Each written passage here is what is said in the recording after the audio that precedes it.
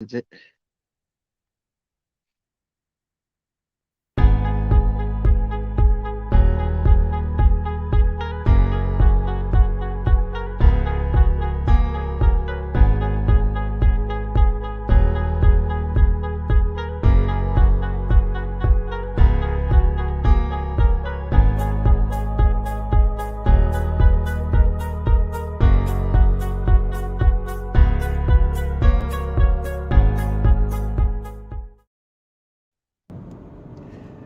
What is up, guys? It's Baron Yam. And for all you people cohabitating thinking that you're holding it down, how come your wifey's bedside drawer looks like Toys R Us?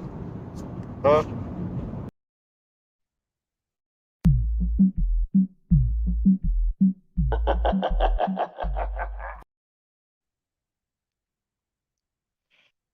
So here's something I wanted to talk about. A 2-year-old shot and injured their 1-year-old sibling and mother after grabbing a gun from the center console out of a family car parked outside a Texas Walmart. Did you hear that, Tico? Apparently, somebody got shot from grabbing a car or a gun out of a car. Thought that you might like that. It's craziness, man.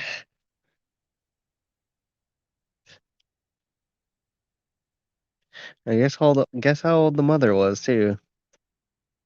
I bet you can guess. I bet you can guess.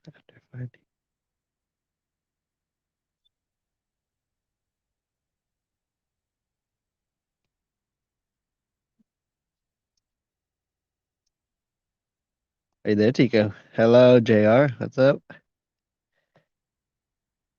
And Wind, how are you doing? Wind says he doesn't want to grow up. No, you were close though. The mother was 23 years old.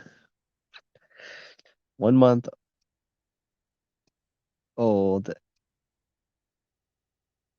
or sorry, 1-year old and a 2-year old shot the 1-year old and the mom after grabbing the gun from the car.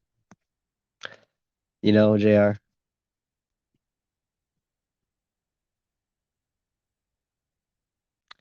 Not quite specified what the state of the dad was, but as far as I'm seeing it, looks it's a family vehicle. So I assume that the family vehicle means it wasn't funded by, just the mom. Potentially a Oh, it says right here that the children's 26-year-old father was standing near the vehicle, the back of the vehicle, and was unharmed. Wow, he's pretty lucky. Not so much, not so much to have a kid and a wife that got shot, but lucky to not have gotten hit by the bullet that did it. We're waiting on Tico. Another thing though, trans man gives birth after grinder one night stand from the Daily Mail. Transgender man fell pregnant while transitioning after grinder one night stand. Oh God, that's awesome. He wants and they want more children before having full gender reassignment surgery. That's nice.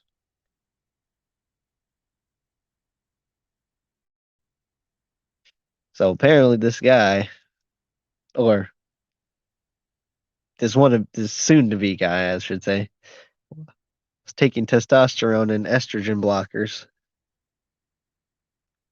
which makes pregnancy pretty rare. But uh looks like they got pregnant.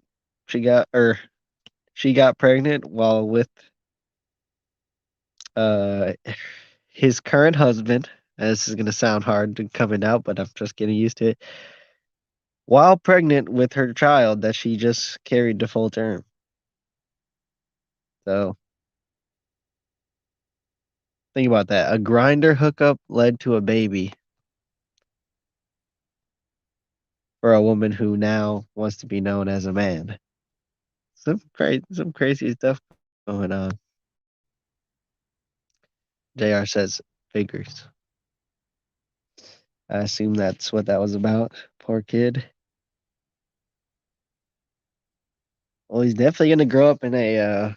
He definitely can't say he would not have an unorthodox upbringing.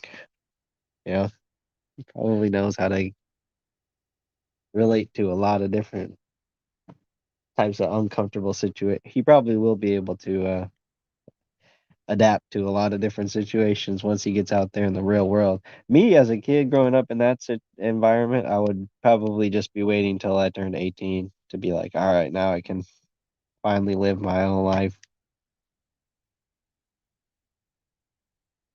I think it'd be hard to like cope with the pressure of just having crazy SJW parents or a mom that had you while she was trying to transition to being a man. That would that would kind of throw me off. How's that biologically possible?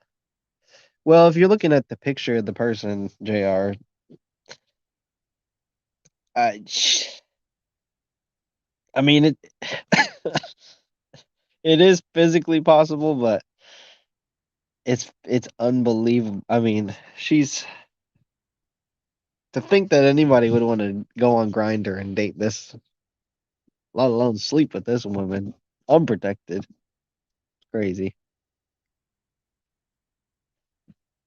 Makes no sense. It really makes zero sense.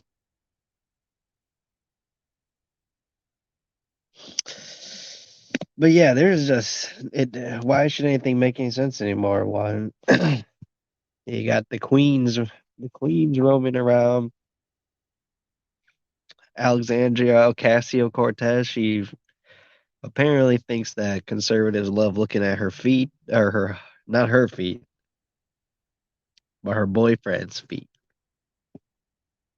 So AOC's boyfriend's feet have been trending. It's kind of sad. She says that apparently Republicans have an obsession with his feet.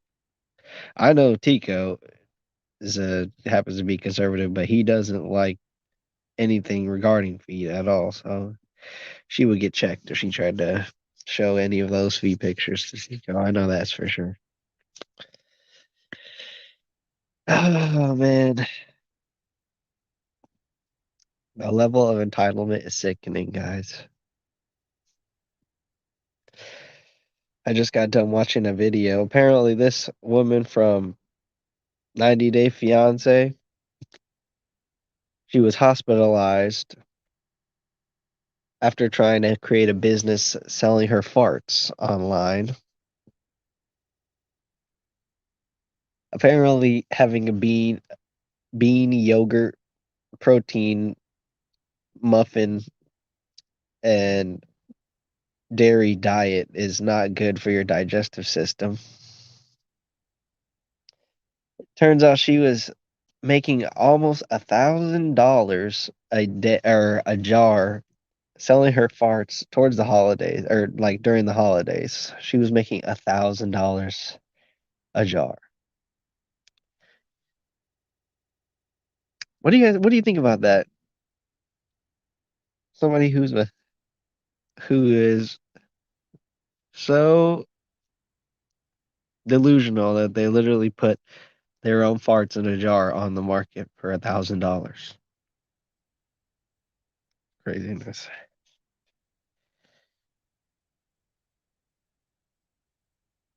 But that's the world that we live in.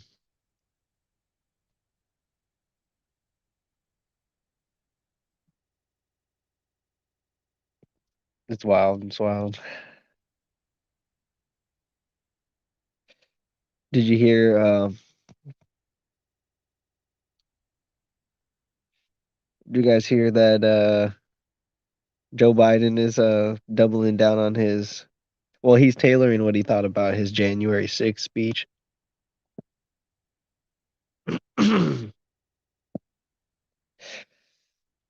Apparently, it's nearing obviously the or it is the anniversary of the January 6th debacle, which is pretty interesting.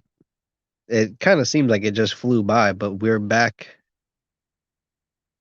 at January 6th.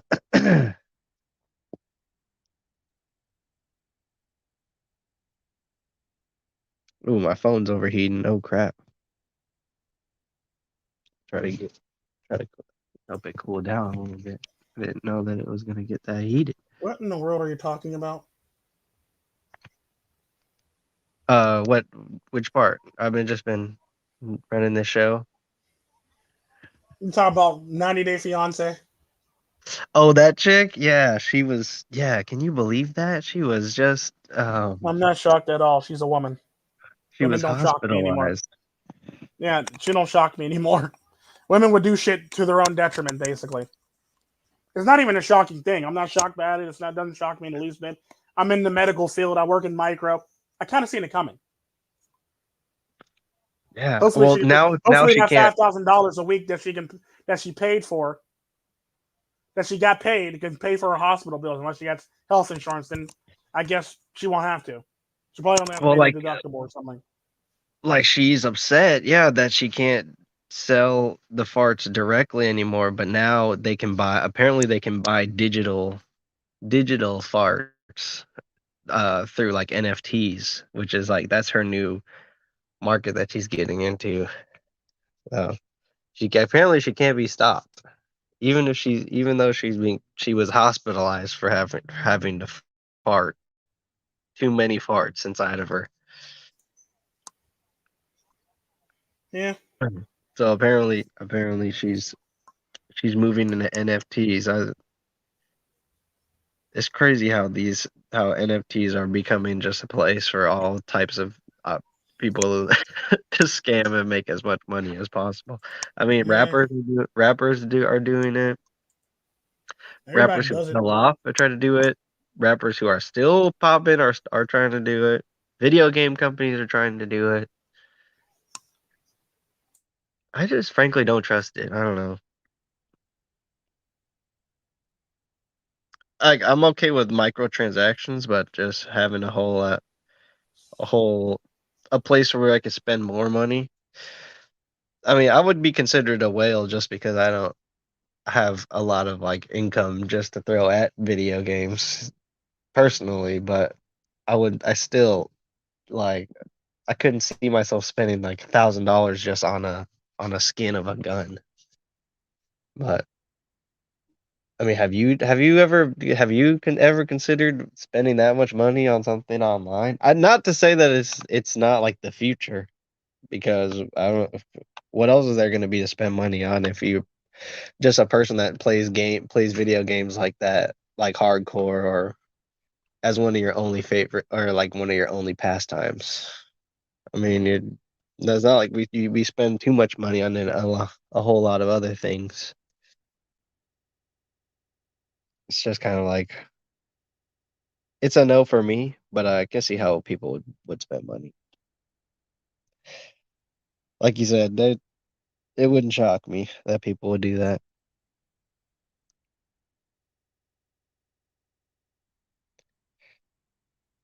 JR says he hates simps. They indulge in degeneracy.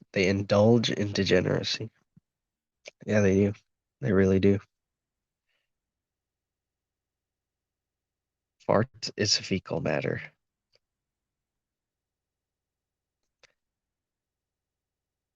But yeah, no, it's tough. It is tough.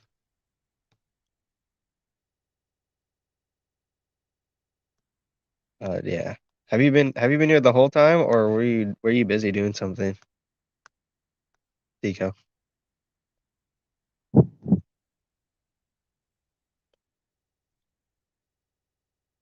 You hear those other stories that I wanted to do?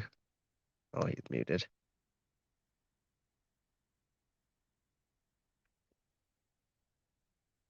North Carolina. Why is Win just post random stuff in the chat? Like how?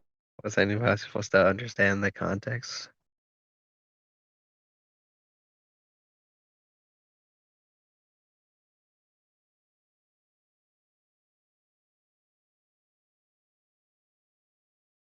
Oops, sorry, I fell out real quick.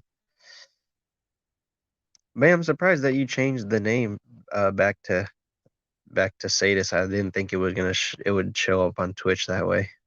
You know how they'll get. But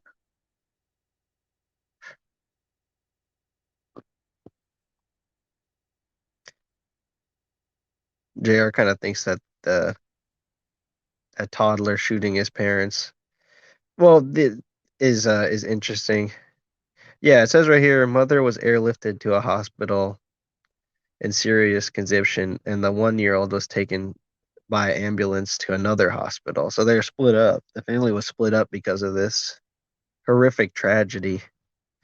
But says that the kid was shot in the leg. Yeah, flesh wound to the leg. The mom was shot in the arm and the chest. Now, what kind of position could they have been in for the mom to get shot in the chest and the one kid to get shot in the leg? I mean, maybe she was holding him. That's my only thing I could assume by that. But it's just crazy. It's just no gun.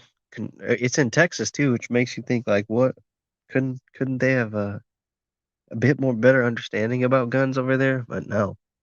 And the dad was just standing right there next to watching the whole thing happen. Just kind of like, oh yeah, there's a gun going off, and I'm just over here chilling. Yeah, it was in the console of the. It was in the driver console of the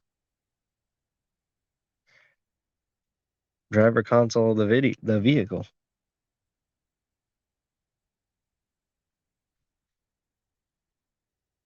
So I don't understand. How does a kid just pull out a gun from the console of a vehicle in a parking lot and just shoot somebody? Parking lot of a Walmart, just shoot somebody.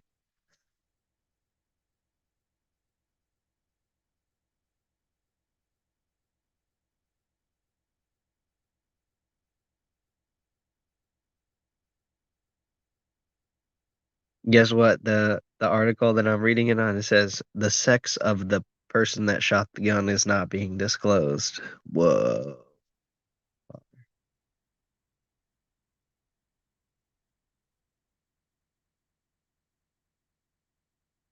See, that's the kind of stuff I get interested in, JR. I'm like, what?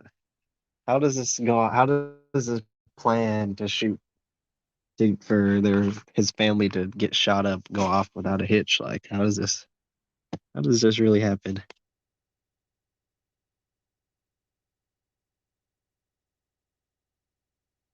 You think it's a female 2-year-old when that might be the case.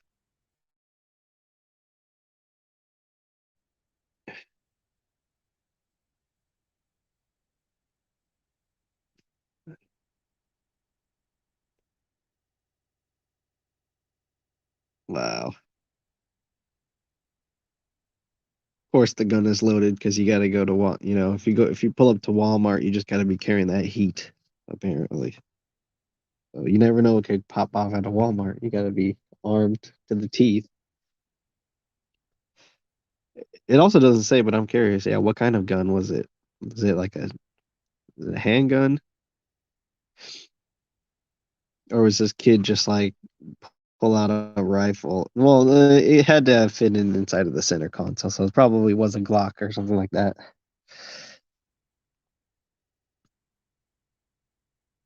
It's just stupid, like shit like that happens all the time.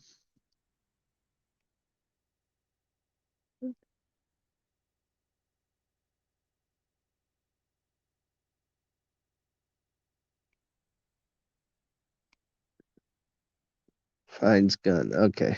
Well, it's too early apparently for any criminal charges to get dropped onto the kid or the parents for that matter, but should be an investigation going on. So if you guys follow that story, you should go on. Sure, there should be developments, I'm sure. That's that coming out just, That's like it's crazy. It's the first one of the first stories this year. A kid shoots family in a Walmart, kind of setting the stage for quite a grim year to come. I don't know in terms of stories. So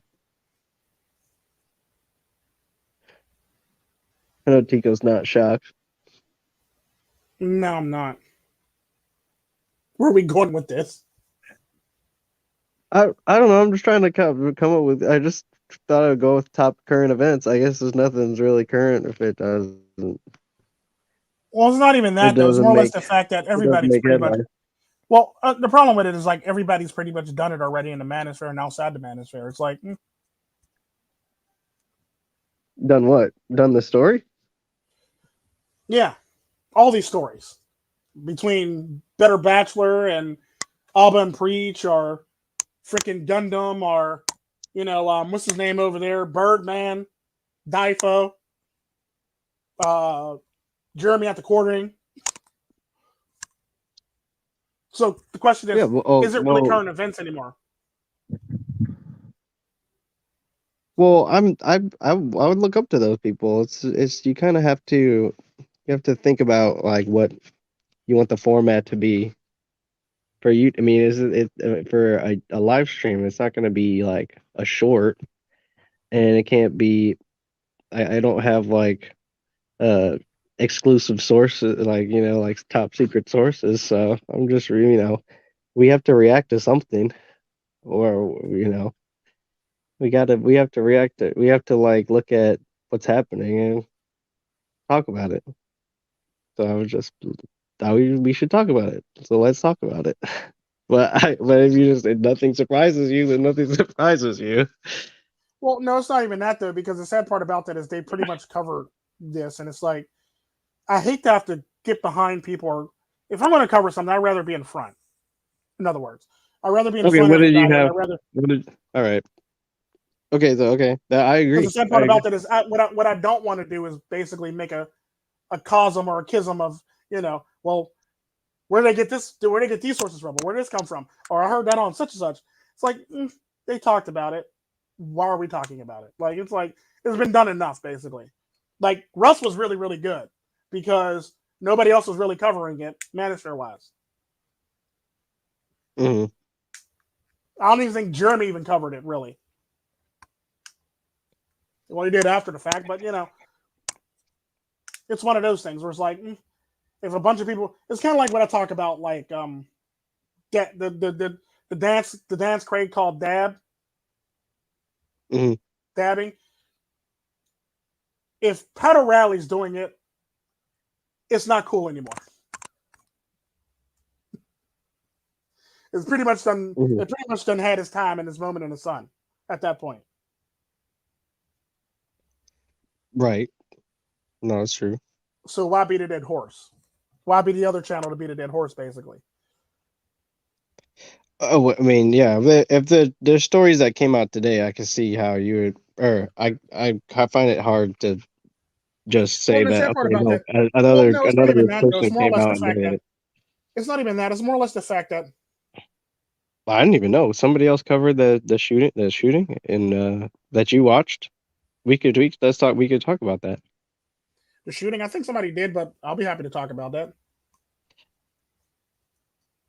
What Well, about? yeah, like in the Walmart, yeah, in the Walmart parking lot. It just, I mean, it kind of makes it's kind of like I figured that you would be like it's just it's just people's negligence or Well, it is inability to make. negligence, but at the end of the day, a lot of shit happened and a lot of shit transpired Mhm. I'd want because to know. I want to know more about how it actually went down. If it was the kid, because a 2-year-old, as much as you want to be like he was just fumbling around with the gun and he just pointed it at his family and shot on accident. Like I remember being 2. I remember if you get mad about something and your dad knows or that your dad has a gun or something, you might try to go reach for it and if you didn't get your way. well, And we no, all because the know sad part about that is in the same case of that, I also talked about a woman that put her gun in the back seat unprotected, and her toddler shot her through the stomach. I remember that story too. Yeah. Like So there was some negligence involved in that at the end of the day, whether we all like it or not. It's not the fact that he fumbled around with it; it's the fact of the matter that people forget that the the the finger to trigger pressure is not that great. It's not that much. Like Hmm. a fucking rabbit can pull the trigger if he steps on it right, and people forget about that. Yeah. A There's like dog those can actually. fingerprints. I've seen dogs actually set off guns that were cocked and are ready to go, that people laid down by accident. So it's one of those things where it is a whole lot of negligence that goes into that. Rather, if the child gets shot, or somebody else gets shot, or the family pet gets shot, there's a shit ton of negligence in that. The question is that person getting the right amount of crime or the right amount of judgment that they deserve for that actual happening? Are they catching the full letter of the law, or are they getting slaps on the wrist like most women do? You know what I mean? Yeah, I think with Win said if it was a girl that actually shot him versus if it was a boy, I mean, and then like details come out of the case, and wonder how if that punishment will be harsher. But I mean, well, they could just throw the book at the dad because, like you said, when the gun is designed to go off like that at a moment's notice, then it's just whoever owns the gun or whoever has domain over the gun's responsibility if it goes off in front of somebody, hurts them. But like if you are if you were have if you've ever worked in security or if you ever worked places where you have experience, do you think like uh fingerprint IDs or certain things to like activate only when the gun is in the possession of a DNA tag or something like or a digital fingerprint? How effective do you think that would be? Like you commercialize that out to people. That way, I mean, it doesn't matter if that kid had the gun, there's no way it's going off unless like there's a fingerprint on it or something like that. Yeah. But at the end of the day, it doesn't really matter, Hmm. fingerprint or not. The fact of the matter is negligence was involved. There's always going to be a fingerprint, a nose print, or a paw print, or a bunny paw print on some shit. Basically, like I said, I've seen dogs sniff a gun and set off a gun because the dumbass owner left it in On the ground. hot, left it hot, basically, Hmm. or put it on the table, or put it down, or put it on something and left it hot. Scared the hell out of the dog. Luckily, the dog wasn't shot, or a next door neighbor, or whatever the hell they were shooting at wasn't shot. But it's still negligence. Yeah. It's kind of like the one shooting that happened in in a ghetto the one time where a guy had an AK-47 and he's running through a ghetto. He's running through the project court with an AK-47. Now, if you know anything about an AK-47, it could do some serious damage. Luckily and unfortunately, it hit a child in her hand. The child had to go and get reconstructive surgery to their hand. The child was a toddler. Oh, The child sat in a children's hospital for a while. wow. Why did they have to wait so long What do you mean I'd have to wait so long? to get the kid had to wait to get like surgery? Well, no, they basically had to sit in. They had to sit in there first off. They're a child, and secondly, they had a gun, and they lost most of their hand. So you got to make sure that the child is properly healthy, so you can release them from the hospital. Basically, it's not the fact they had to Hmm. wait for surgery. 9 times out of 10, that could be any reason why they waited for surgery. It could be their blood work was off, their levels were off. There was something in the blood that they had an infection basically. And why add another infection when they already got an infection in their body? It could be any reason why they'll have to make them wait for a surgery. It sucks, but it happens. But at the end of the day, like I said, negligence was involved for the very fact that that dude went there looking to shoot somebody else, ended up missing that person and hitting that kid in the hand. Now, Yeah. the only thing that would possibly make that any better is if everybody was running at a nice pace when they seen the guy with an AK-47 instead of stopping to look at the AK-47. At some point, that's actually negligence. Hmm. If you stop to look at it and don't really take effect until, like, it starts going off. It sucks, but there was probably some negligence in everybody's part where they just stopped and looked. It's kind of like the old footage of like basketball where Michael Jordan's going up for a dunk and everybody, instead of blocking him or stopping him, everybody just turns and watches him. You see what I'm saying? It's just like not It's negligence. How literally, you talking if bit? you literally Yeah. just watched a man dunk on you and Hmm. then score from the foul line in a game, and all you could do is be mesmerized by him, and he just scored a point on you. He's not he's not on your team. He's your opponent. You should be blocking him or batting him or fouling him. Basically, it's one of those things. So it's like Yeah. there was a lot of negligence on a lot of people's parts at the end of the day. A lot of the ones that didn't run right away and just let it and just literally watched it and all like, oh my god, he got a chopper. Like just because you see it in a rap video, that don't mean it's going to be great in a real life. I'm just saying. And 9 times out of 10, if somebody's Yeah. walking up with a chopper, if They it ain't can't open shoot you. carry, Yeah. there's an intention to shoot somebody. Exactly. This ain't the diner in like some podunk red state, basically, where the person sitting next to his AR or his AK-47, basically. You just The eating some The pancakes. AK is not on a date with his owner. The AK is ready to be used at that point. So Yeah. that's negligence within itself. That the people sat around and watched it happen and nobody did anything. I wanted to bet any money that story's probably on World Star.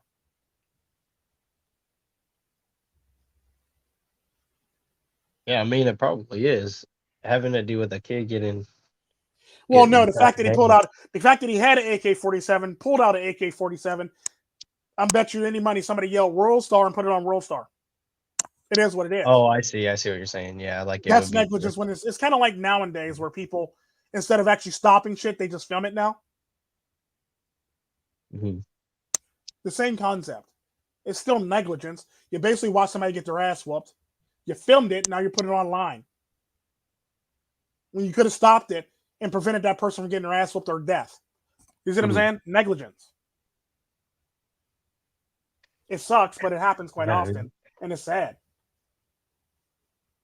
Well, yeah, I mean, we're immersed in violence, but then at the same time, we're also kind of, it also looks way cooler than how it really is. Like, and then in real life, like a lot of people will look at a real AK-47 as though it's from a music video, but it's really in front of them, it would be a different. Now, people who are not shocked about having guns around them, that's a whole nother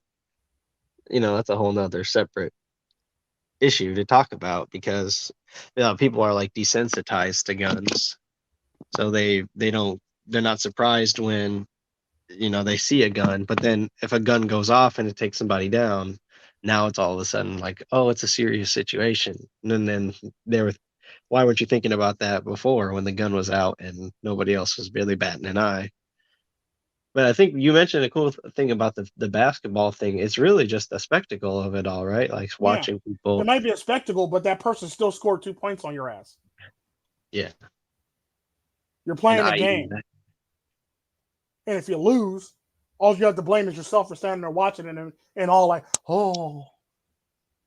Because no, but and It's kind that's of what like the the players pitchers. do all the time. Hmm. Well, you shouldn't. They're still your opponent. You want to win the Yeah. game. I mean like the It's kind of like the respect for the pitchers game. when people were going for like the most home runs every single year, where they Hmm. literally was giving them the ball so they can hit the home run, so it could be the pitcher that they helped them get that home run. You know what I mean? Yeah. There was pitchers that literally let that happen. Yeah, like because it's like this respect for the game. Like when you see a good player, you're supposed to just admire it. It's like you're not in the stands. You're playing the game with that person. But yeah, I don't know. It's like star power mixed with just flat out an excuse to be lazy in the moment because somebody else is doing something amazing, or somebody else has the rock in their hands, or somebody else has the gun. But like, yeah, there really is no excuse for that stuff, but it happens all the time. And yeah, just like I'm not sure how it, or I can see how it relates back to the just this random shooting in the parking lot because I'm sure plenty of people saw what happened, and they kind of were probably just in shock at the in the beginning. Like they didn't know what happened. Like, did this 2-year-old just shoot this family, or what? How is that even possible? Kind of like what happened with Rust, where Mhm. that lady was laying there for literally an hour. Yeah, I was looking into that more too. There's like a lot of similarities between that scene and then another scene that happened where on Midnight Rider, where somebody died by being hit by a train, and it was really sad what happened. But kept asking while on the train tracks, like, "Hey, is this a safe place to be? Is this a good place to be? Are we, if the train starts coming, how fast do we have to actually leave the train tracks?"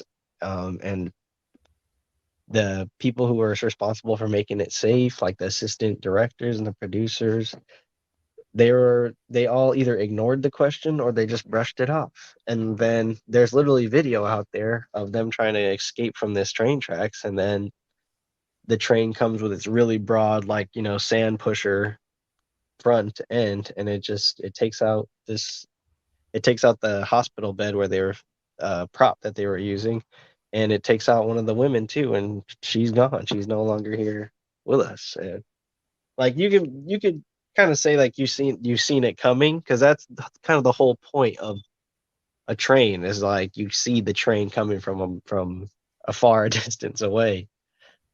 But at the same time, it's like the people who are supposed to be in charge don't see it, because either they're obsessed with getting a deadline, or they're obsessed with some like the in the Rust case, like cutting costs and looking good for the camera, and like I said, rushing in after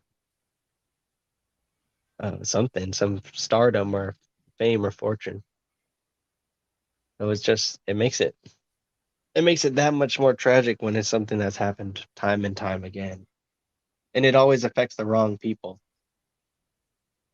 It never affects the people that are like should actually get in trouble or should face the consequences. There's always somebody that's just, oh, what should I do? Where should I go? Oh, here, okay. And then they're the ones that get shot, or they're the ones that get run over. Yeah, true. But the question is, did it really have to happen? It could have been done differently, Hmm. and if it had to happen, could have been mitigated a lot better. Yeah, I mean, That's something that you always have to yeah. ask yourself when you go into things like this. It's sad, but it's true. It's like, could have been done better. Was there anything that can be done to make it better or mitigate the problem? And why wasn't it done?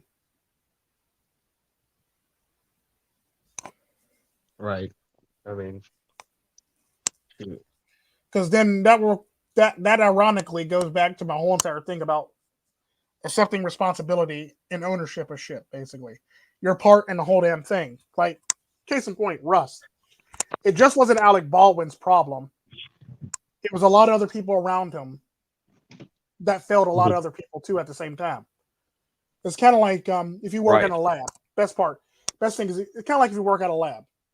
If you work at a lab, you basically the person who receives the specimen is the first line of defense to check to see if something's done properly. The person who processes it is the second, and or the second and maybe the last line of defense to make sure it's done properly. Make sure it's labeled right, make sure everything's right, make sure it matches, make sure everything that lines up.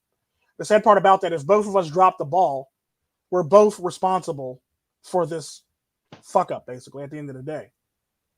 Hmm. Because now the specimen's labeled wrong. Now I got tested, and the person whose name's on it is being turned out for a result that don't belong to them. Now they're getting treatment for something that they don't even need. And that can kill that person or murder that person and or worse, maim that person. And now that's a lawsuit on our hands because we fucked up. All because it was mislabeled. You know what I mean? So at the end of the Yeah. day, in the same token, in the world, There's a lot of people who drop the ball, who let this stuff go on and turn a blind eye to the Hmm. stuff to let it keep continue. Sadly, and the sad part about that is when you do that, it's not just one person at fault for the stuff. It's the people who basically co-signed on it and looked the other way. It's fault too. Yeah. And I think the people that suffer the most are the people that, like, for Who are on the example, receiving end of the whole damn thing?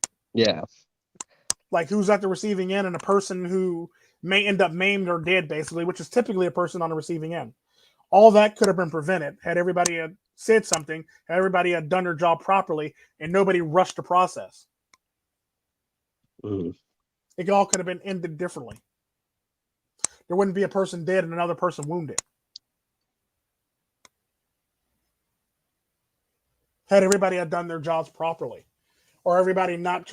I mean, even with the pay cuts, I get that everybody was tired and worked to their limits, basically, but at the end of the yeah, day, it doesn't hurt to double check and check again.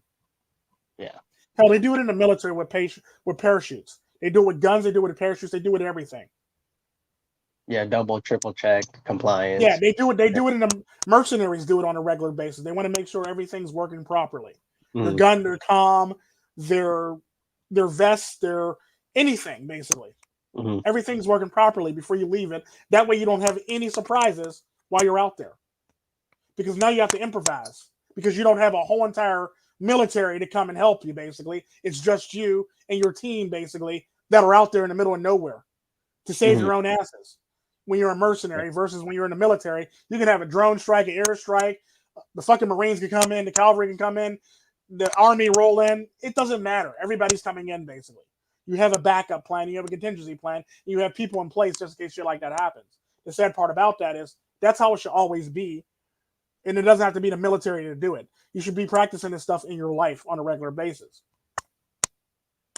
I agree. Like, even Nicolas Cage has come out and been like, "Is a difference between being just an actor, which is what Alec Baldwin was trying." With that, you're right to not put the blame on him, but uh, and being an actual movie star, where you have to learn how to drive manual, like drive a stick shift. You know, you need to learn how to hold it and use a gun. You need to learn how to, speak a different language if it's in a if you plan on working abroad. And it's like with all these people from Hollywood rushing to New Mexico because it's a cheap venue for filming movies. It kind of And the shows sad that. part about that, you can't even blame the venue. You can't even say Yeah, that no, I'm you're not. I'm rushing. not blaming the Well, no, venue. I'm because the blaming sad the part people about who that is are. at the end of the fucking day, Mexico's still getting money from this damn thing. So it's not like poor Mexico. No, it's the poor people on the set. It's the poor Right. people who didn't do their due diligence to protect each other. The sad part about that is in this day and age now, everybody's so fucking selfish. Everybody's so caught up on their fucking self that they don't realize when another person's hurting or another person is going through some shit at the end of the day. It's sad, but it's true. This is That's why true. men. This is Um, literally why men off themselves at the high rate that they do because nobody knows that they're going through shit, and that pisses me off. We want to pretend like men are just men and they ain't got no emotions. So if they don't have any emotions, then why did he just off himself? If that's the case, if men technically didn't have any emotions, hell, all the men that jumped off a fucking building in the Great Depression wouldn't have happened without emotions. yeah, no.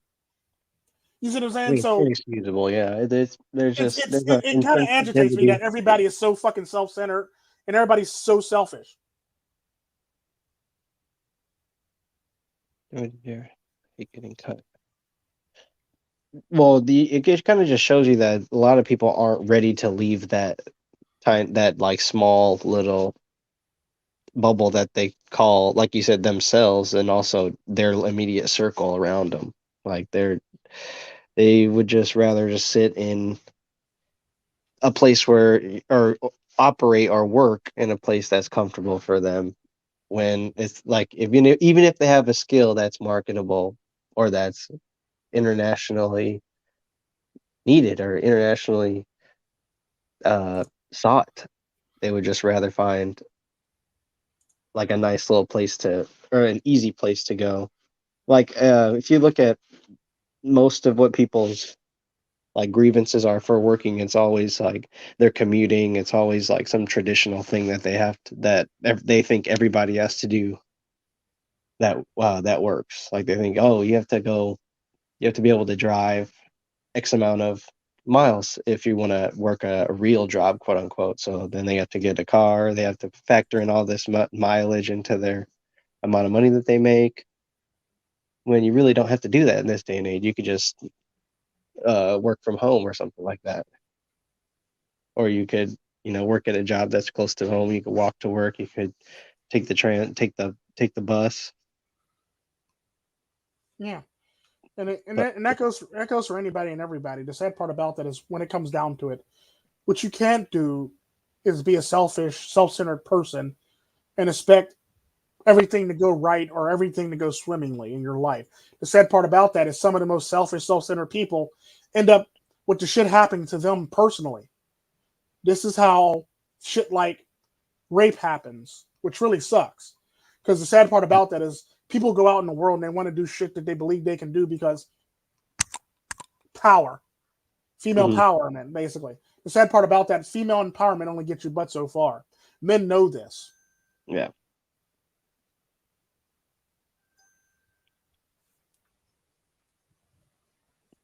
yeah, or people who try to like portray a tough guy image just not because they need to protect their family because it's dangerous all around all the time, but it just for their own personal ego. Then you take them to a real situation where there's actual. The sad part about that is a lot of people don't know how to deal with a real situation. When a situation arises, they believe that because the sad part about that is everybody lives in this protected bubble safety, beautiful world in their minds. They don't know what trouble looks like, and they don't know how trouble presents itself, and they believe that trouble is typically like in the movies when in fact it's not. Like case in point, how many times have you ever watched a serial killer and thought to yourself, it's got to be like one of the killers in a movie, and come to find out, Yeah, it's the church youth group counselor. yeah, I It's a do that. church youth group counselor. Watch that all It's with the like exception of, yeah, of some people that he are. basically was the youth group counselor. He was a deacon. He was the Boy Scout leader. He was all this other great shit. But Mhm, everything that's not was actually the criminal or the sadistic person in the movie. Sadly, you see what I'm saying? mhm. Well, if you look, Or he's the birthday clown or the event clown or something like that. And it's like you start looking at yourself and you wonder, is what Hollywood portion versus what's happening in real life really real? yeah, Because all the crazy people in the movies, you can pretty much identify them. You can pretty much identify the bad guy in the movie because you see the bad guy in the movie. You know the bad guy in the movie, and he's presented in such a way where you basically know, oh yeah, that's that motherfucker right there. Basically, you see what I'm saying? Whereas in real life, nobody knows who the bad guy is. Everybody assumes who the bad guy is, but all right, nobody actually knows who the bad guy is. Like my favorite is all the women that call men creepy, but they'll go along with this other guy because he looked good and he got a perfect smile. yeah, Now they're dead, decapitated, raped, murdered, end up missing, missing child, missing persons report, or sex traffic. It's like, hmm, so were we judging the right people or are we judging the wrong people? You know what I mean? yeah. Typically, it's the hot guy or the it's not so creepy, the suave guy. That's the guy that's gonna, yeah. It's either drugging you Yeah, it's or like the sad part about that is it's never the creepy guy that's actually doing all the dumb shit. It's yeah, always the person that came in, charismatic, smile, and all that shit. facts. And that's what that's what people expect though, right? They expect the creepy guys to be up to the all the bad stuff because that's not only the how the movies portray it, but that's what the news follows. They only follow the people that are creepy until the John Wayne Gacy's or something finally turn themselves in and or Yeah, the executive guy gets yeah, exposed, and it's like only then do people really. And but then they also gloss and then they still gloss over like, oh well, it couldn't happen to me, like just because it's, yeah. It's like yeah, just because it'll it's, never happen to me. Like the person that's literally having you on a casting couch is literally in a walker. How did it happen again? How did it never happen to me? He's in a walker. like with Like, the explain this to me, my guy. Yeah, like a cripple. You could have Uh, literally kicked his walker from under him and told him no, and he'd have just fell on his face. Like so, and it's the thing that blows my mind. And this is why I always find it shocking that people. And this is where the guilt for everybody comes into place. You literally let this go on forever. You didn't say anything until recent because now you feel slighted, or now you're not getting the roles, or you're not getting the parts that you want now. Now you want to talk about it now. Now mm, you're going to ruin your chance in the future and your chance presently, and everybody else's chance presently who can't act, who never had the talent, and wanted to be in movies. Sadly, yeah, and I think now the sad yeah, part about that, now a lot of these stars that outed Harvey Weinstein are complaining about not getting roles and parts. Like, think about that for a second. yeah, but None in of it, them to get roles and parts, and I now think, they're blaming Hollywood for not wanting to take them on, or they're calling Hollywood sexist for not wanting to take them on, when in fact they're not at the top of the list of people that they want to call up to do a part or act in a movie because they can't act. mhm. It's like you can't shoot your meal ticket in the foot and expect your meal ticket to keep coming.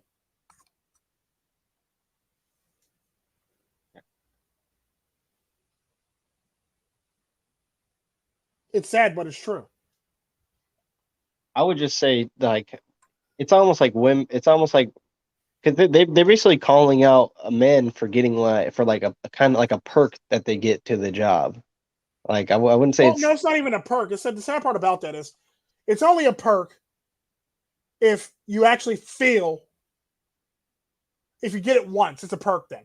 yeah. If you If you get it, get if you give it to that person multiple times, it's not a perk anymore. that's a transaction. Like I That's a scratch. transaction, basically, at that point. It's more so you scratch my back, I scratch your back over and over and over again, basically. Mhm. That's pretty much what it is. It's like, do I feel guilty for everybody? Yeah. Do I not feel guilty for everybody? No. Because there was other people that had to suffer through this shit at the end of the day. That you let go through this shit that you didn't speak up sooner and say anything about.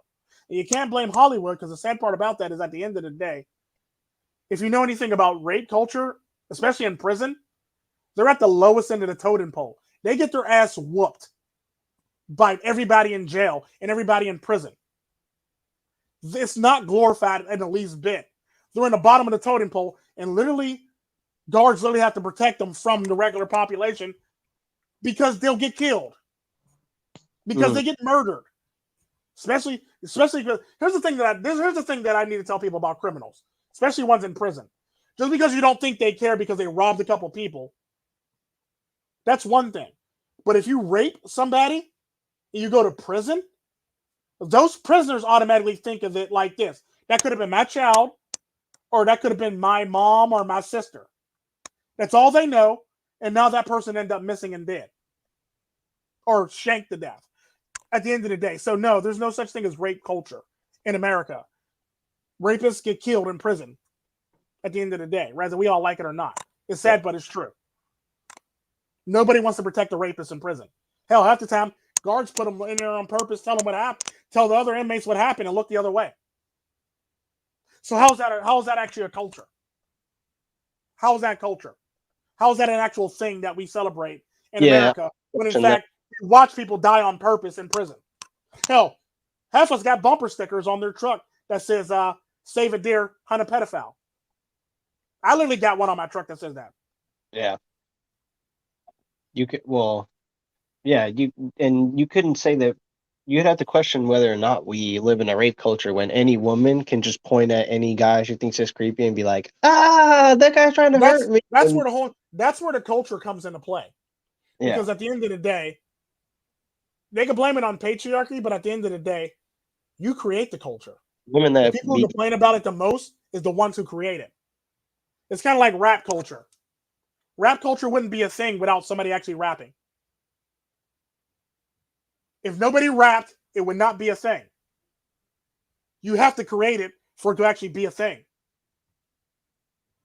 mm, It doesn't work like that. You can't say something already existed when in fact you're the one who actually created it. yeah, it's a lot of girls in college that Like come in. there's a reason why there's a Godfather rap, or the founder of rap.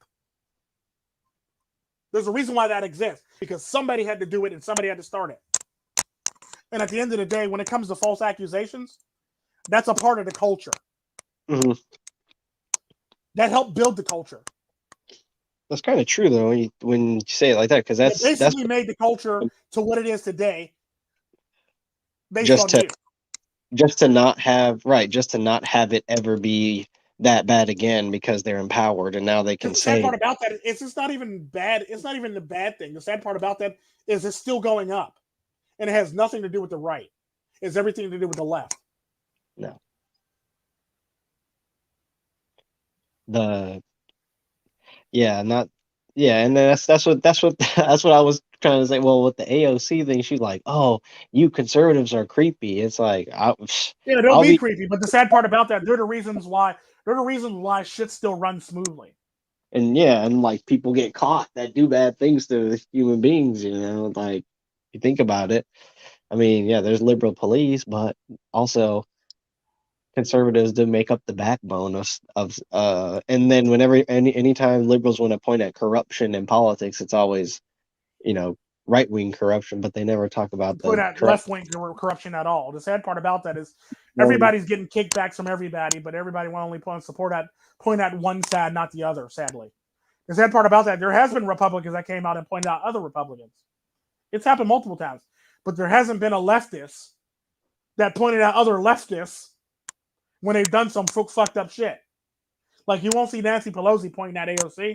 You won't And see AOC pointing at Nancy Pelosi.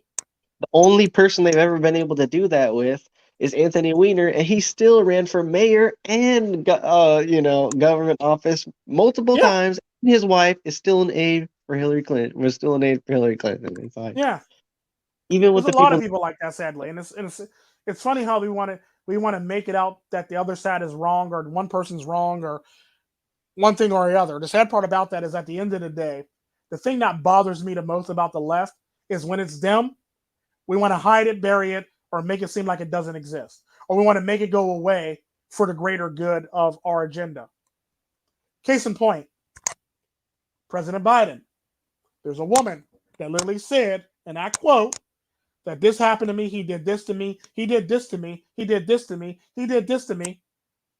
And somebody literally told this woman, and I quote, I shit you not, that I believe you and understand what you're going through, but we're not going to pursue it because we want him to be Trump.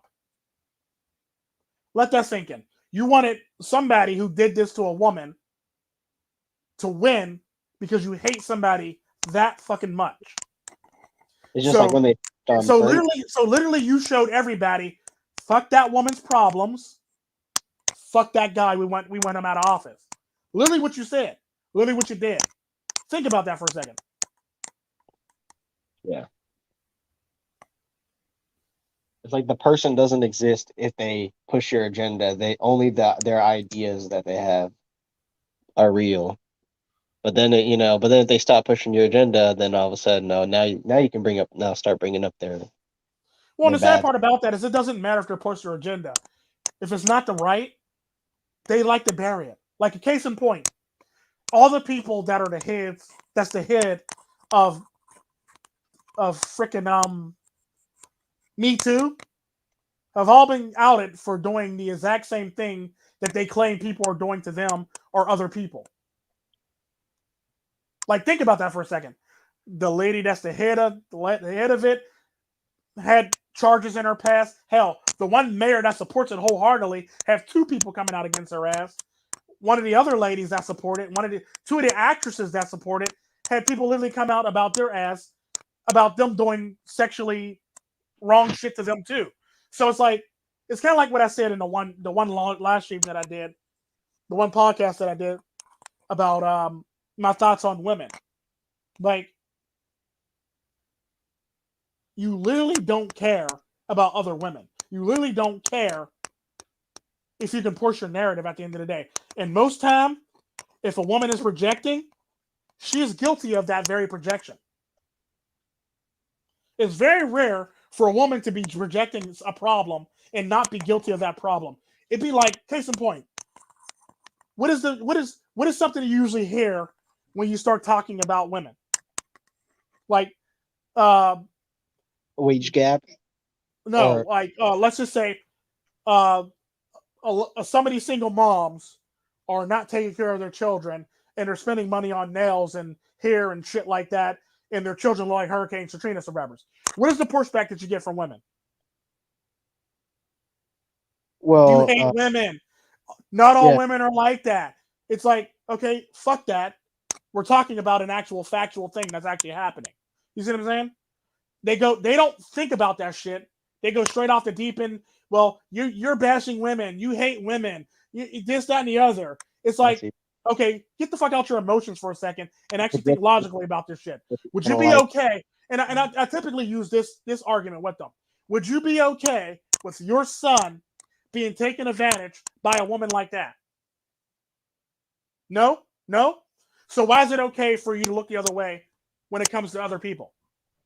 Would you be okay with your dad getting taken advantage like that? Would you be okay with your granddad getting taken advantage of? Would you be okay with your nephew getting taken advantage of?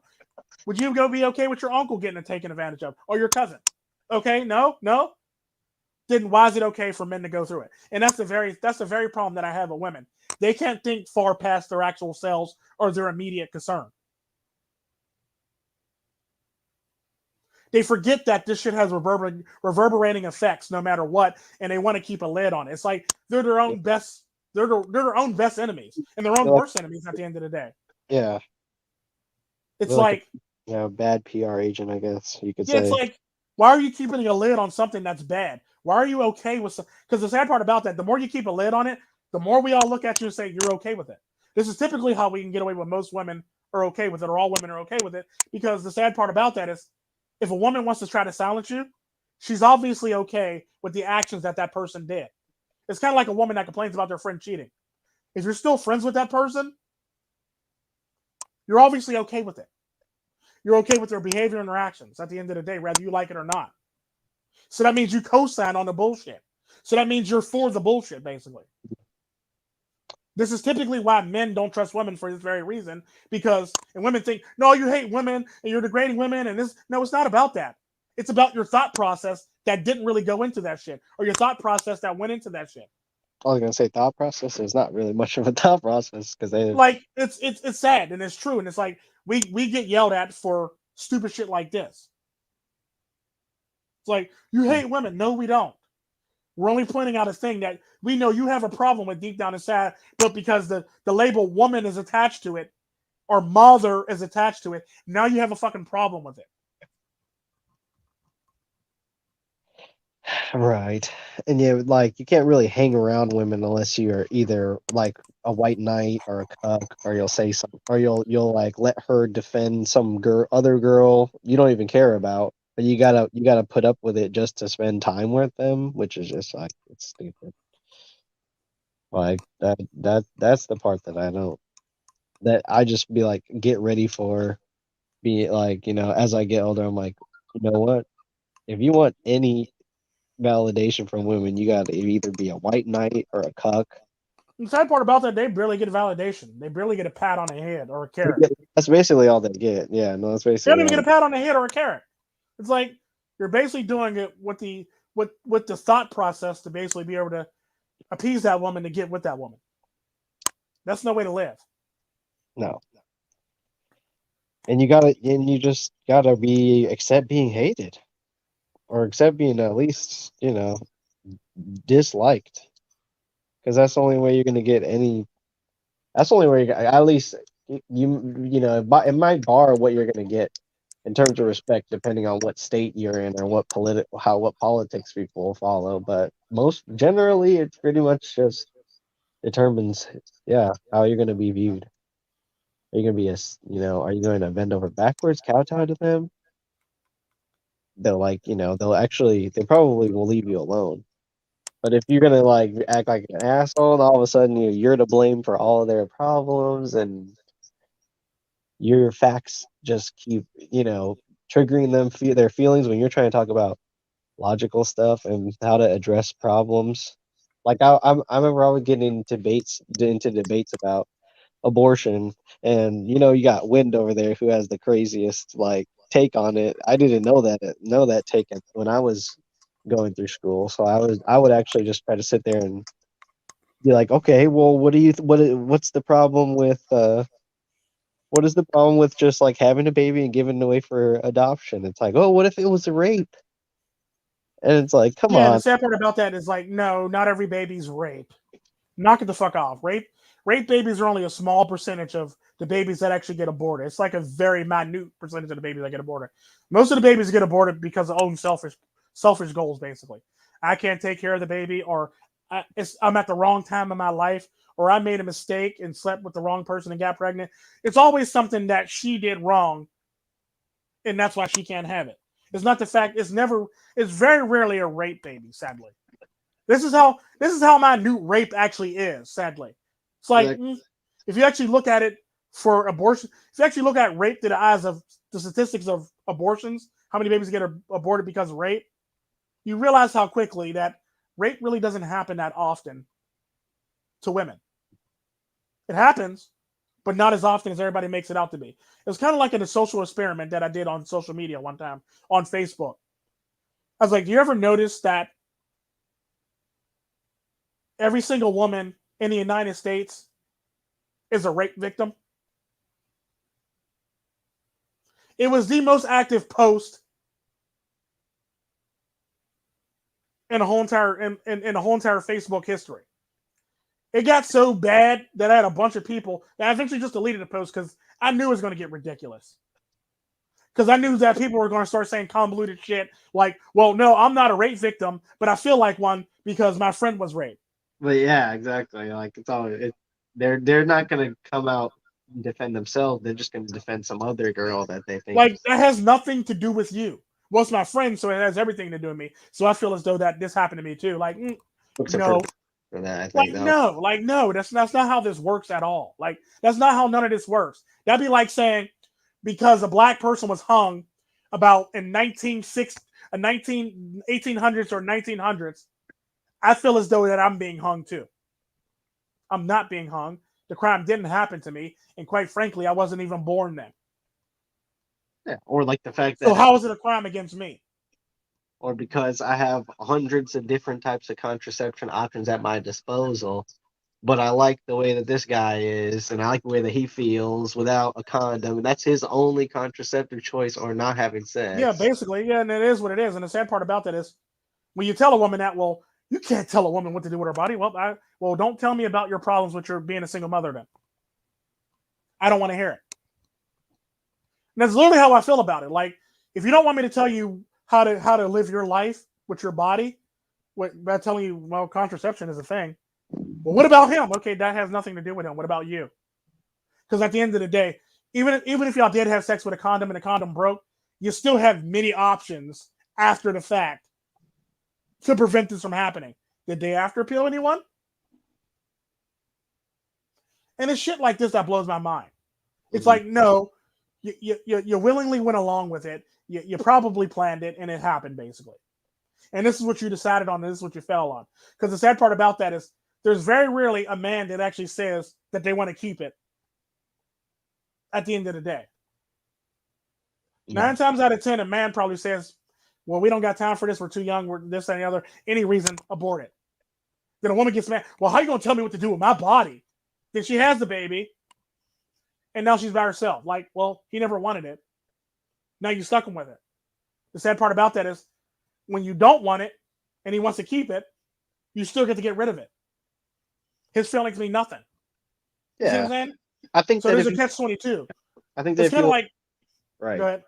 I was just gonna say, I think if you want to be pro-choice, you have to encompass everybody's choice, not just the woman's choice, but the Well, man's. no, because women would say, well, it's their body that the baby's growing in, so technically they have all the rights and choices. Okay, so if Be the like, man doesn't want to raise it, and you want to be vindictive, you technically shouldn't get the money for it. Technically, yeah, true. You could be able to raise it if you could raise it on your own. I'm because the down with. sad part about that is at the end of the day, if you decide to keep it and he doesn't want to keep it, that's your fucking decision, not his decision. Because if the roles were reversed and he wanted to keep it and you wanted to get rid of it, you would get rid of it, and he'd be sad. Because the sad part about that is more men, more men actually suffer that loss than women actually go through actual having these babies. Sadly, more men literally go through that. Hell, there's more men that get arrested for beating up women for getting an abortion than there are women that actually kept the baby that's on child support. Yeah, they end up having to pay for it too. It's not like It's they, like, look, yeah, it's kind of like the running joke that I always make. Just because you think you're in a relationship with somebody doesn't mean you're actually in a relationship with somebody. Just because you believe you're in a relationship with somebody, that person says you're not in a relationship, you're not in a relationship. yeah. Let something If that happen. person is not living a relationship style, just because you believe you're in one and you believe having a baby will make it better and make it great, that's not how it works. Because the sad part about that is nothing will make it better besides actually having that conversation out with that person. Having a baby to keep a person around, that's a selfish goal. Having a baby to think that it might change something, or you think you might change something, or think you might change somebody's mind, you're basically being selfish because you want your cake and you want to eat it too. When in fact that person told you what you are to that person.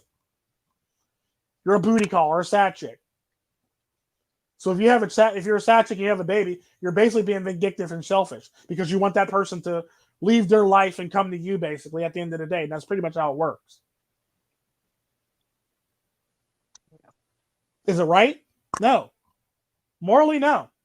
But the fact that you have the choice to keep the baby and he has no say so, and if it gets rid of her or not, that's pretty much you having all the rights to the baby. Sadly, so if you have all the rights to the baby, I think you should pay for all the rights to the baby.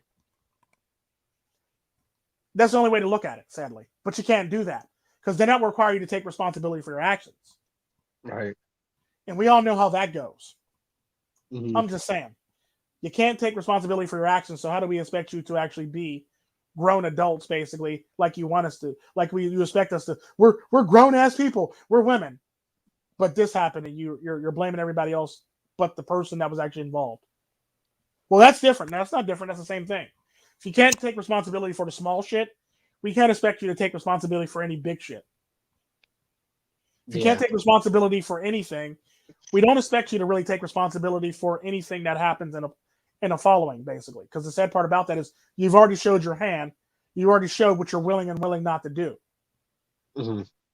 So you can't expect us to look at you like equals or adults when you can't even take responsibility for something you made a decision on or something in your past. Case in point, I was having a conversation with a woman today, and a thought crossed my mind and it made me sad. And it was about my oldest two daughters, my oldest two twins. It made me sit there and think for a second. I could have spent more time with my children and been a better father. Now that's all about me. That's me thinking about me. That's me thinking in my head about various things. Right. And that's the flood of emotions I went through in my mind. Like I let my daughters go off to college, and I could have been a better dad, basically. You know what I mean? So it's one of those things where I literally was playing back all the shit in my head while I was listening to this woman talk about something else, and her children were coming in and out of the conversation, and I was talking about me, and somehow, some way, I said it out loud, and she Oh, took it as me taking a slight at her when I'm basically talking about myself and talking about my regrets. Now I'm trying to make her out to be a bad person. No, I'm talking about me. Like I'm not talking to you as Tico, your friend. I'm not talking to you as Tico, your best friend, or Tico, your goddad, or anything like that. Basically, yeah. I'm talking to you as a father right now. Fuck all them other attachments that we have. This is how I feel right now, and this is what I'm saying right now. This has nothing to do with you. She could not detach the shit, and she made it sound like I was blaming her or trying to say this about her. Then she goes to me, "You're making me angry by saying this." No, I'm not making you angry. This is about me. It's not about you. Shut up. Well, I'm angry by this, and this conversation is making me upset. Okay, fuck you. Click. And I literally hung up on her. I ain't got time to listen to bullshit. I was merely coming at her like another parent, saying something that I regret. That's it. I don't need to hear your backstory. I don't need to hear how you fucking feel about the shit. I don't even care about how you feel about the shit. I'm basically coming to you as a parent that wish they'd done more with their children for their children. And you made it about your fucking self. And this is a thought in my mind that crossed my mind that hurt me because I didn't do it. And you made it about yourself. This is something that women have the corner the market on. They make everything about their fucking self. You can't have a conversation Right. about something without somebody turning it into themselves or somebody saying you're attacking their character. Right. It's typically like when I make a video and people are coming at me, well, Tico, what did I do to you? Nigga, it has nothing to do with you. It was a thought and a request that somebody wanted me to do. And I talked about it and I put it in video form. What is the problem? Yeah. Anytime I do a Vedic Ghost video, it's a request. Or something from something I heard somebody say in a live stream, like I did the last one today. And I wanted to co-sign on it or elaborate on it or retort it, basically.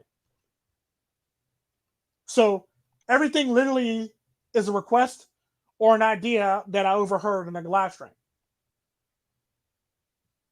It's nothing about you. If you feel it's, like I always say, if you feel it's about you, that's something that you need to work on within yourself. I have nothing to do with that. That's yourself. This goes for everybody. Man, women, transgender, Apache helicopter, 60-something rainbow, 60-something colors of the rainbow. I don't care what you are. You have to do it yourself. That's a you problem. That's not a me problem. Your feelings are hurt. That's a you problem, not a me problem. And this is the problem that I have with people in the world. Like, no. No. Yeah. Well, that always stood out to me because people consider hate speech as like something that they didn't. Just literally all it Hate needs to. speech is something that they don't want to hear or Yeah. they say makes them feel some type of way. Hey, In that all was technicality, a about them. woman crossing the street and clutching her purse is technically hate actions and hate speech by your standards and by your logic. Right. If you want to argue that point, technically it is. Your actions speak louder than your words. Mm. And I'm just saying, technically it's hate speech or hate action if you want to get technical. So we can keep cutting and splitting these hairs like we want to the point where people are being arrested for no fucking reason. I ain't got no problem with that. I'm willing to go as far as anybody else is willing to go when it comes to that, especially women, because women think on emotion and they don't really think anything outside of that, and everything's about them, and they make everything about themselves when in fact it has nothing to do with them. Yeah, and it ruins my content. Like my favorite content is stuff where people can, or people like, expose people or like go in and learn about like crimes or gruesome stuff or stuff that I watch on Reddit. And Mm-hmm. like anytime you post that on YouTube, all it attracts is just all these really sensitive, Yeah, emotional people who just want to say like you shouldn't be talking about it in this way. Like they're always so picky. Like yeah. it's And the sad like part about that is they literally did a study on that shit, like trigger warning shit. Trigger warnings just make it worse. disclaimers and Warnings, disclaimers, and trigger warnings all just make it fucking worse. yeah. It's like Because like when some of my it's like favorite because there's a posts, psychology behind trigger warnings. like When you this, say something that's going to be a trigger warning or you say something's a disclaimer, you've already put that person in that mindset. So now they're automatically in victim mode, whether we all like it or not. So by saying that, you literally put them in victim mode. Think about that for a second. I can see These that, people or are just already in victim mode, already in victim mode. So they have the victim mentality. They had the yeah, victim mentality, they had the victim every damn thing. So the sad part about that, by saying that, you literally put them in that mindset. It's kind of like, think of it like meditation. Like when you hear like one of the meditational tapes where they go, "You're on the beach. You're nothing but relaxing. It's the sleepy. wind in your ear here, and you got a nice drink on your side." You're literally putting somebody in that mindset to be on that beach, to experience the beach, and to be in that mind state at the end of the day. It's kind of like people who have calendars that have like nice scenery and nice views on it. So when they go to work, They could be in a mindset that they're not at work or they're in a better place, basically. It's kind of like when people say go to your happy place. Same concept. You're trying to put somebody in a different headspace. Because just watching this stuff without the disclaimer is not likely to, The sad part about that is it especially. doesn't really change. It doesn't really change anything besides the difference is now you just shock the person by saying no disclaimer or no trigger by not mentioning trigger warning or disclaimer. Now that person's shocked and caught off guard now. But the sad part about that, if you mention disclaimer or trigger warning, now that person is expecting to hear something and they're really looking for it. And now their mind is open to catch every single thing that you possibly said and to offend them, basically. Because now they're focused on what you're going to say wrong versus before, it would have just shocked them. Like, oh my God, pro clutch, you know? Sure. Whereas now, Uh, whereas now that you actually warned them, they're expecting it to happen. So they're looking for something to be wrong with it, and they're looking to hang you with the shit that you did or said. You see what I'm yeah, saying? I would assume it'd be like the watch time for disclaimed videos goes up, obviously, because they're looking for the stuff, but Yeah, they're also, literally looking for the shit that's going to piss them off, literally. yeah, So I it's would like one of like, those things where somebody that hates your guts is literally watching your video, waiting to hang you on something you said. That's technically how that works. yeah, Sadly, there's no other way around it besides that's basically how that works, and that's sad. That's a sad way to live, and that's a sad life to live. always Why in are fear. you expecting me to say something Yeah, that's going to hurt your feelings? Why are you expecting me to say something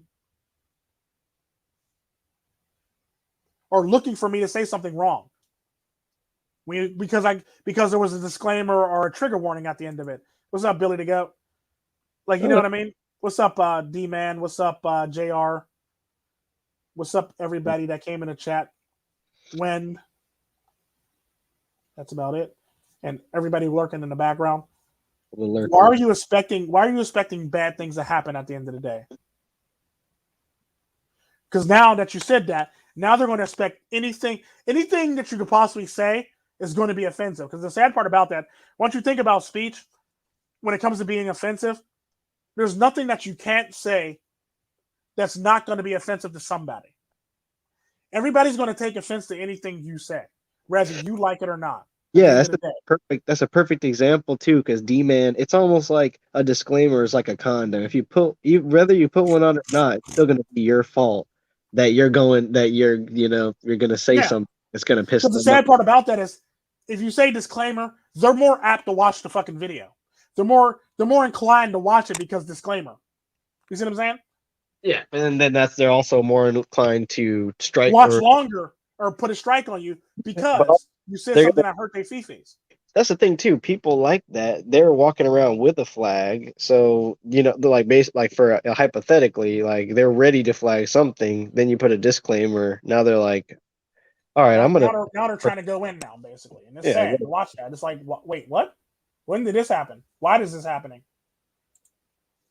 and I feel like a lot of these people's disclaimers are just for, yeah, like a choice, like a small group of people that are gonna strike your video down, Or going to say something about you, basically, because they feel some type of way about you because you said something that hurt their feelings. Sad part about that is there's nothing in this world that you can say that's not going to hurt somebody's feelings somewhere. Hell, I've said things and I meant it and I was being honest that hurt anybody's feelings. Hell, I have a friend that says, well, you could have said that differently. So you're telling me I hurt your feelings. No, I'm not saying that. I'm just saying you could have said that differently. Bitch, That's nigga, if you don't get the fuck out of my face with this bullshit. if that would frustrate me if somebody just doubled down on whatever it is they're like Like not. you could have said it differently. Motherfucker, have you met me? When have I ever said anything differently? I'm just saying you could think about saying, no, I'm not thinking about shit. I'm not thinking about sugarcoating shit. And that's exactly what I tell them. If you don't like it, you cannot be my friend anymore. Well, why you gotta be like that, Tico? You just cast people away. Well, no, because I ain't got time for bullshit, basically. And I tell people that, well, yeah, I find it odd that it's so easy for you to throw away friends and get rid of people that easily. Well, People no. Only people people that annoy me like you are right now, basically. And it's like, like shallow people and people that peddle bullshit, it shouldn't be hard to get rid of those people, but people oh make no, it. it shouldn't be. It should be very easy. The sad Yeah, part about that is what you're not going to do is shovel bullshit on me and tell me that this is normal and this is great. this is what friends do, This right? is what friends do. No No, they way. don't do that shit. Oh, It's kind of like this one person that was telling me that condition and preference are the same. condition and preference. Are the same. Mean the same thing are the same. How? What was his reasoning behind thinking of that? Well, it says in its thesaurus that you can interchange condition and preference. I go, no, you can't. There's a fine line between condition and preference. Case in point, Tico has leukemia. That's a condition. Condition. Preference is not to fucking have it. Does that change the fact that I don't have it? No. Preferences change based on the situation. All the time. Conditions never change. They're constant. They never change. They stay the same no matter what across the board. A preference changes based on what catches your eye. And I basically use an analogy of a woman. A woman could say, I want a guy with a big dick that makes six figures, that drives a nice car, that's over 6 foot, that does all this extra shit and does all this shit. Fit guy. Fit guy. You that's a good Yeah. example. The sad part about that is if Chris Hemsworth walked in a fucking room, all those fucking things would disappear. Or if Henry Cavill walks in a fucking room, all that shit just to fucking appear. Yeah. Or somebody that looks like him, that's not as rich as him, walks in a room, all that shit disappear. It's facts. That's preferences in a nutshell. Preferences can always change based on your emotions and how you feel at that moment in time. You wanted all this shit, but Henry Cavill walked in a room. He has a Henry Cavill lookalike walks in a room. He has none of that shit, but you're still enamored with that person and you want to date that person and you want to have sex with that person. See what I'm saying? See how that works? Preferences go out the window in a heartbeat for biological preferences. Like, you can say you want all this shit.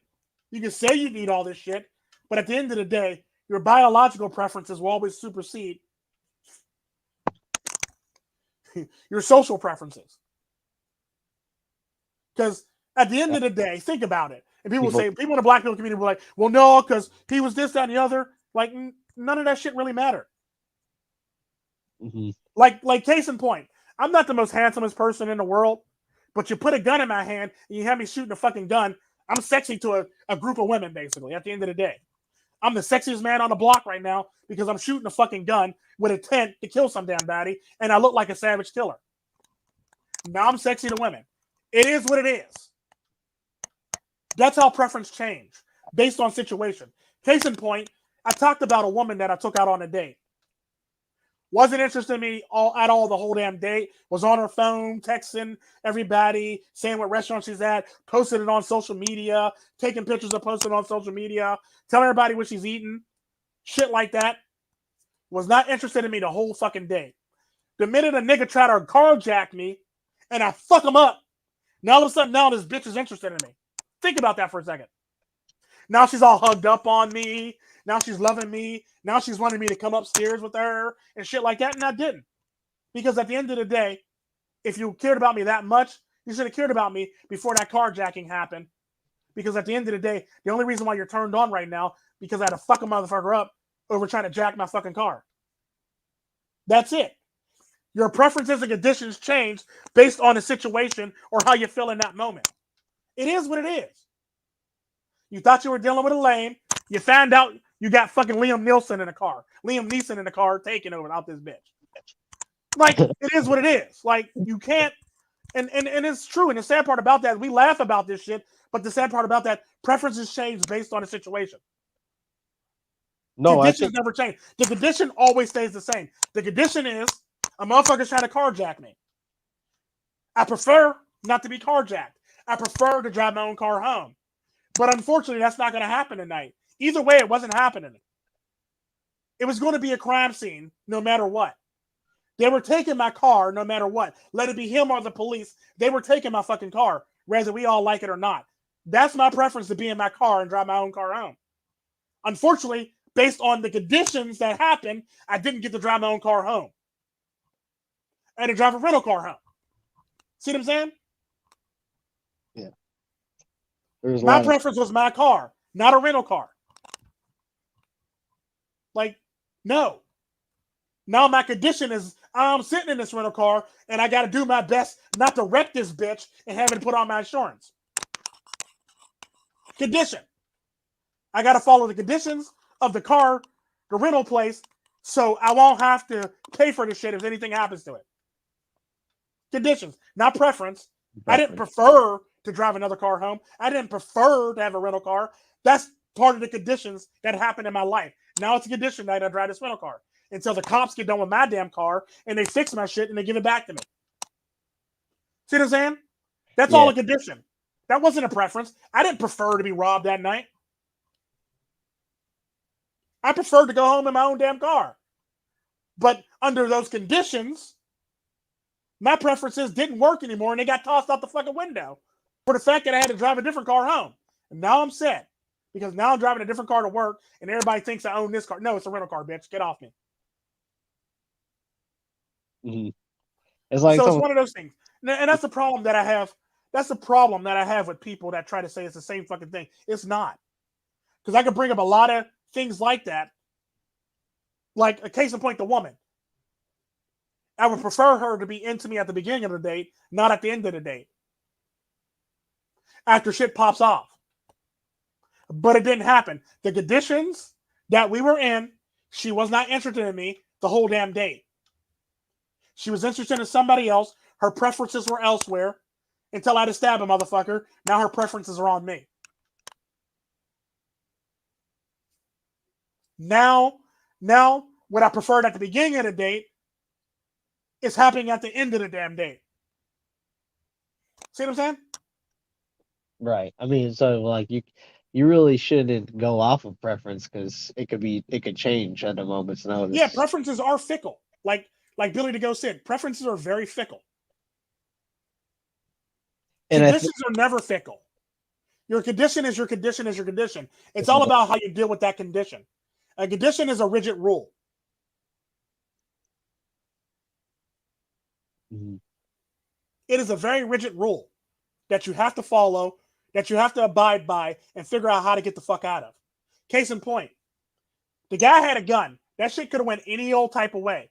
That's the condition. The fact that that an opportunity opened up for me is the fact that I took that opportunity to do it. That's a preference. I preferred not to be robbed. I preferred not to have a gun in my face. I preferred not to have my car jacked. And I took that opportunity based on the conditions that were presented to me that gave me every opportunity to get to my preferences. The sad part about that is when it was all said and done, hindsight 2020, I was never going to get my preference any damn way. I was always going to end up in a different condition based on the situation. Yeah. The sad part about that, the difference between preferences and conditions in the long run is your condition is based on a series of bad decisions. Your preferences have nothing to do with your series of bad decisions. It's basically your preferences. In all technicality, if we're going to compare preferences to conditions, you might as well just say all preferences are racist and prejudice or homophobic Yeah. or you Big know or big. transphobic or fat phobic or all preferences are that basically or short phobic or height phobic or whatever the hell you want to call it. All preferences are either phobic or racist, aces basically. You see what I'm saying? Or You're not is gonna. Yeah, you're not gonna tell me that you prefer people who have like skin diseases as or like you facts. prefer people who have less arms than what's standard. But like you hear that all the time out of the left and the advocates of pro LGBTQ plus. They always say like, oh, you are bigoted because your preferences Yeah, but the don't. sad part about that is it's perfectly fine for a woman to have preferences. But the sad part about that, if you actually look at a woman's preferences versus a man's preferences, a man probably only have what three, like 2 to 3 things on his fucking list. 2 to 3 things. Whereas a woman, If you looked at the Steve Harvey show, this bitch had walls of shit that she wanted in a man. Now, the sad part about that is, after a while, your preferences aren't preferences. I would say after about like It's a condition. No, I'm just kidding. It's like after like, after after a while, your preference isn't a preference anymore. Like case in point, most men want a woman that is respectful, respectable, and they can pretty much take home to mom, and they will have sex with them on a regular basis. That's it. Like men's preferences hardly ever go over 10. We'll say the most preference I ever heard from a man was like 7, outright 7. yeah, yeah. Like women have like 100, 50, 20, 30, 1,000, 102. Like men only have the maximum I ever heard a man's preference was 7. And I called that motherfucker. I was like, yeah, I'm a motherfucker now. But the sad part about that, his 7 preferences still landed on a date and marriage. Whereas your plethora of preferences don't land your shit. And the sad part about that is, like I said, if a hot broke guy walked by you, or and better yet, if a Dubai prince offered you money, your preferences are going out the fucking window. It doesn't matter if it's a broke hot guy or a Dubai prince that want to pay for you to fuck a 14-year-old or a goat or a camel, or Lord knows what he wants to do with you. Let it be shit on your chest, or Well, it's like when you give them gifts during these holidays, it's like they always would prefer to say something else. Like even if they wanted a gift, they would they prefer prefer to say something else to you. Basically, to be like, you you it's you like should bought me that or something like that. You know? you should have bought me this. Basically, is what they want to say. And the sad part about that, that's why I hate holidays, because I hate fake niceties. Yeah, real niceness is refreshing because you don't really Oh, get. you shouldn't have. Yeah, no, I didn't want to, but apparently because we're related, I felt obligated to. That's literally what I want to say to people. Yeah, which should And be that fine. might sound mean. But that's like you don't need a disclaimer just to be honest like that. You shouldn't have to have Well, like a no, because the sad part about that is nowadays people will say you need a disclaimer to be honest. yeah, true. Because people will say, well, Tico, I wasn't ready for what you were about to say. Okay, that sounds like a personal problem. How long have you known me? Well, you should expect the unexpected with me, basically. And that's typically what I tell people. It's like, no, that's not how this works at all. Well, we've gotten that a lot lately though. In terms of like the manosphere, people think they have certain people figured out, and then they run into somebody that breaks the mold or something, and then that's when they get in their emotional, Yeah, the sad part about that is like does it that yeah, that's pretty much how that works. yeah, no, you're right, you're right. But what are you gonna do about that? That's just like that's even You in can't the do anything about that. That's something that person has to work on themselves and figure out their damn selves at the end of the day. Because at the end of the day, it's all about your peace of mind. I agree. What anybody else got to say about you doesn't really fucking matter. That a person hates you, okay, that's nice. Are you going to lose sleep about it? No, you shouldn't. Yeah, You basically did the job that you needed to do at that moment in time. Move right along. That's the definitely. problem that a lot of people have. Yeah. They don't know how to move on. They don't know how to let shit be or let In a shit go peace, yeah, after a while. The sad in part about that is they have all this pent up pettiness in them, and well, they got to keep it up. They got to keep it going or keep it alive. Sadly, yeah. Well, like it's also I think one thing might be that they never get to be like savage to somebody. So then the one time that they do, they're traumatized by it. So well, it's they not even that though, because the sad part about that is if you feel that way strongly about something after you do something, you probably did it to the wrong person. yeah, You yeah, probably did it to a person that didn't deserve it in the first fucking place. Now that's that thing called guilt sneaking up on your ass, right. making you feel that way, making you feel that internalized way. Well, Sadly, back then with all this kind of dragging that happens on social media, I'm sure there's a lot of guilt that goes around. The problem is why don't we ever see anyone actually feel guilty or apologize for anything? Because that's not they're not.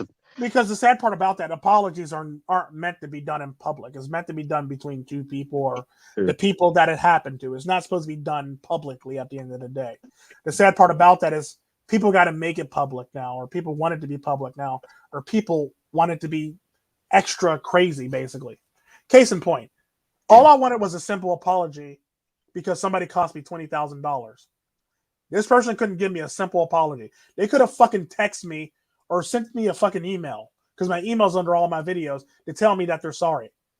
Why did you make a video to make yourself sound like a victim? Yeah. To fake like you're actually apologizing. That's what I was kind of saying. It's just like there's no if there he could have easily. It's kind of like when I was It's just like like, obviously at that point he obviously wanted attention. yeah, And he wanted attention on the situation, sadly. And or maybe he wanted to make it into a video so he could feel special about it. And the sad part about that is I'm not into that shit. Just send me a fucking email or text me. Or drop a line in Discord letting me know that, nigga, I fucked up. I'm sorry. That's simple. You don't got to make an hour-long live stream about it. You ain't got to do a video about the shit. even if everybody doesn't need to know that you apologize at the end of the fucking day. exactly. I don't care what you do after the apology. I can care less if you want to make hit pieces on me after the apology. I don't even care. The fact of the matter is, I got your apology. If you want to keep on making this a thing after that, that's perfectly fine with me. But if you do it publicly, it's very hard to go back on your word and say, well, this, that, and the other, this guy and this guy. Well, nigga, you just apologized 5 minutes ago in this video. Why are you hating on this person still? That's the person that holds grudges. That's the person that holds on to shit and can't let drama go. The person that makes an apology video and then turns around and try to drag it out and drag out more drama for more views. That's the person that can't let go of drama at the end of the day, whether you like it or not. It's typically how that works. But people want to say, well, drama. Well, no, nigga, I never had to apologize. The person did the shit to me. Yeah. Only thing I'm sorry about is ever knowing that person or letting them slide in live streams, basically. That's the only thing I'm sorry about. Why did I let that nigga go in the live stream?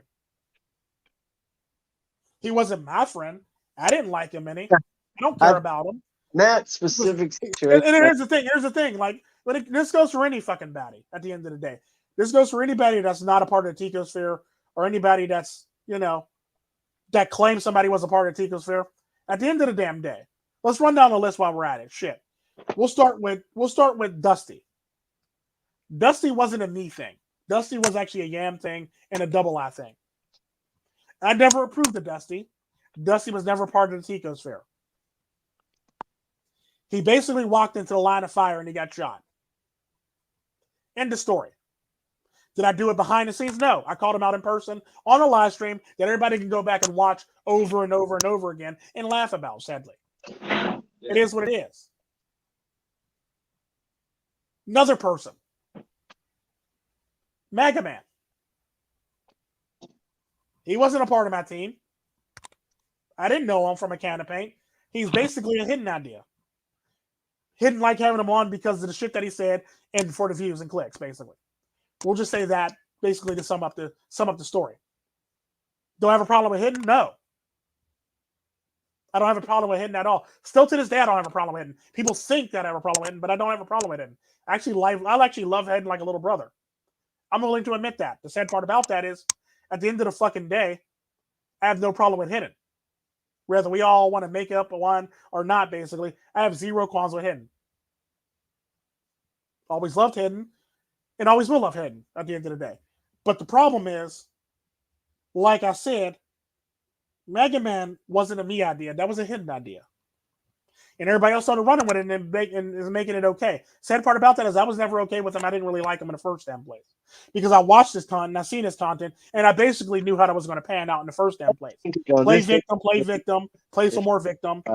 Yeah, you have to also like their ideas if you you have to like their ideas to actually want to work with somebody. Just because they're in a live stream, that don't mean I agree with them or want to work with those people. Sometimes they're in a live stream because, I don't know, Yam thought it was a good idea. Now I'm picking on Yam, yeah. Or sometimes they're in a live stream because, I don't know, Wen thought it was a good idea. Or Double I thought it was a good idea. Or Hidden thought it was a good idea. or Sherm thought it was a good idea. That's basically how that shit works. So now I'm getting drug into some shit that I don't want to do, but I have to act cordial about it, sadly. And the sad part about that is every single last one of these people I named, I basically acted cordial towards them. Even though I didn't like none of them motherfuckers, I acted cordial towards them. And I let them be in a live stream and I let them do what they do. But the sad part about that is I was never okay with that person. I was never riding with that person. I was never co-signing on that person because they're not my cup of tea. So you can't say that Tico does mean things to people when in fact I never co-signed with those motherfuckers. Case in point, MGTOW Dictionary. I like MGTOW Dictionary. I really don't have a problem with MGTOW Dictionary. Only problem I have with MGTOW, let me rephrase that. I do have a problem. Only problem I had with MGTOW Dictionary in a nutshell is I basically had rules for the live stream. He decided he wanted to break those rules, and that's basically what transpired after the fact. Do I have any problems outside of that? No. I don't have any problems with him outside of that. Do I hate him? No, I don't hate him. Well, what people do is they take all the words that were said during like the biggest parts of the beef and the fight and stuff, and they take a sound bite of it. So they Yeah. all And the sad part about that is, yeah, I get that. They take a soundbite of it, but what they miss on that shit is last I checked, I wasn't the only thing that said anything about MGTOW Dictionary. But we want to blame me for saying something about MGTOW Dictionary. He literally broke my rule. I have every right to say the stupid shit about him. Now, everybody else involved after that, did they have a right? Yeah, they kind of did because, one person's child got bought up and drug into it. So I'd probably say something mean about that person too. I probably have some shit to say to that person too because my child got drug into the shit. The sad part about that is everybody else after that jumped on them too. Some actually had a fight, a dog in a fight, sadly. Some, the dog in a fight was overinflated and overblown to make it seem like they had a dog in a fight. Like, case in point, in that fight, in all technicality, the only people that really had a dog in that fight was me, Hammerhand, Mr. Elite, Psyche Soap, and Mr. Forma. And one other person. Those are the only people that really had a dog in that fight when it first popped off. My dog in a fight is the fact that you disrespected my platform. That was my only dog in a fight. The fact that there was rules, you broke them, and now we're at odds because you broke the rules. I don't give a fuck about your beef with anybody else under the sun. You could be beefing with the fucking anybody. Hell, you could praise the devil, and it could be a church live stream, and I would still let you have your peace at the end of the day. What I don't like is when people disrespect my rules in those live streams that are set up by a 5-year-old at the time, I might add. A 5-year-old, my guy. happy birthday, Laszlo. But yeah, no, that I think I'll even admit that my you got even caught me going at MGTOW Dictionary. Not even in The like a sad part about that, you had nothing to do with it. And the sad part about that, I didn't even call you out on it. I basically said there were other people that were involved in that didn't even necessarily need to be involved in that. right. But the sad part about that is they were. And I get that there's some people in the Tico sphere that's like, fuck it, you fucking with Tico, we're all going in. Like, I get that. That's No, cool. like I said, But that's yeah, not what I'm about. yeah. I didn't even go after him as in like he messed with Tico. I just thought that some of the stuff that he said was dumb. So I Yeah, dumb and outlandish. I get that. And the sad part about that is, think about it. If somebody thinks something that you said is dumb, is it right from them to attack you? no, absolutely not. Yeah, my point exactly. And that's the Yeah. stuff that I'm talking about at the end of the day. It's like, was it still right? Now, if you talk about somebody's child, like you talked about Hammerhand's child, oh, yeah. I'm Oh yeah. shocked Hammerhand ain't do a raddowner.com on that punk ass nigga. To me, he didn't. Because I would have did a raddowner.com if he'd have talked about my children. He hasn't gone as far as some people who have nothing to do with it have gone. Yeah, and the sad part about that, yeah, Hammerhand didn't even go that far on it. Me and Hammerhand did what we did, and we basically were done with it, basically. It was almost like a couple and done or a day and done, basically. Everybody else, they're still beating this nigga over the head till this day. The sad Yeah. part about that is I know he made comments about me in a stream, but the sad part about that is I already said my piece on it. I didn't really have very much else to say. Right. No one wants to, no one goes out unless you're like some freak or something that's on Twitter and stuff, no one's gonna go out of their way to just like one make up stuff about people just to go after them, like make up stuff like or spend way too long just like going and dissecting every single thing that he says just to go Yeah. after. So the sad part about that is if I have a problem with somebody, I'm not going to go covertly about it. I'm going to go about it out loud. 9 times out of 10, you might be involved. 9 times out of 10, I'm just going to make a video about it. That's typically how that shit works. That's the neat thing about my character. That's the neat thing about my character that always stood out to people. A nigga's going to make a video about it. A nigga ain't going to do it secretly. I'm going to make a video about it, whether we all like it or not. We all cannot like it, but it's coming. This is Tico Trend. Here it comes. That's pretty much how it is. That's how it's always been. Now, people get mad at me for doing it. Yeah, they do. But the sad part about that is it's who I am and that's my character. You can't be mad at somebody for doing something they believe in. I mean, you can, but you think that's going to stop them? No. The sad part about that is I didn't go as far as the people that weren't involved went as far went it. The sad part about that is, but the people that weren't even involved went that damn far. Hell, they went so damn far to dox the motherfucker. Was it right? No. But sometimes you got people that feel as though that's the right decision to make, or that's the right button to press. It is what it is. Well, like he went after Hammerhand and you. I don't know how much you want to give yourself credit, but when you go after when you go after somebody that I fought like me, I'm using me as just a random viewer Uh, follow. I'm gonna get pretty. Not only my emotions are tied into it, but somebody that I respect is getting treated a certain way, and not only that, in public, it's like yeah, the people are gonna go to where they yeah, always go. They hear yeah. And certain. the sad part about that, that's true, and that is true, and I agree with that. But the sad part about that is, at some point, you have to rein it in. You can't go that because this is the reason why YouTube got the rules and the setup that they got now.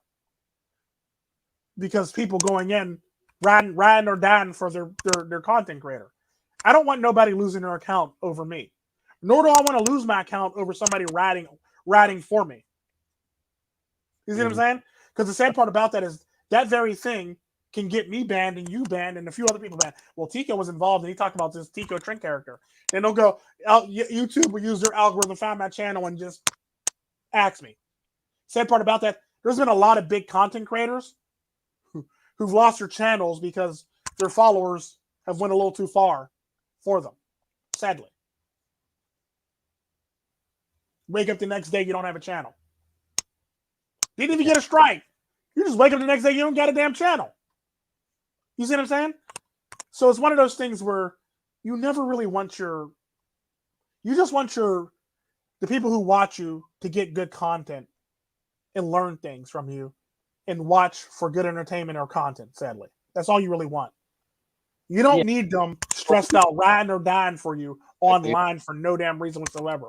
You just want them to enjoy the content. yeah, for sure. That's all Because it is. it's all Because about how. I don't want somebody riding and dying for me online for no reason whatsoever when they really don't have to. I want Well, them I want them to enjoy the content, learn something, take something from it, and have a good day. That's all I want.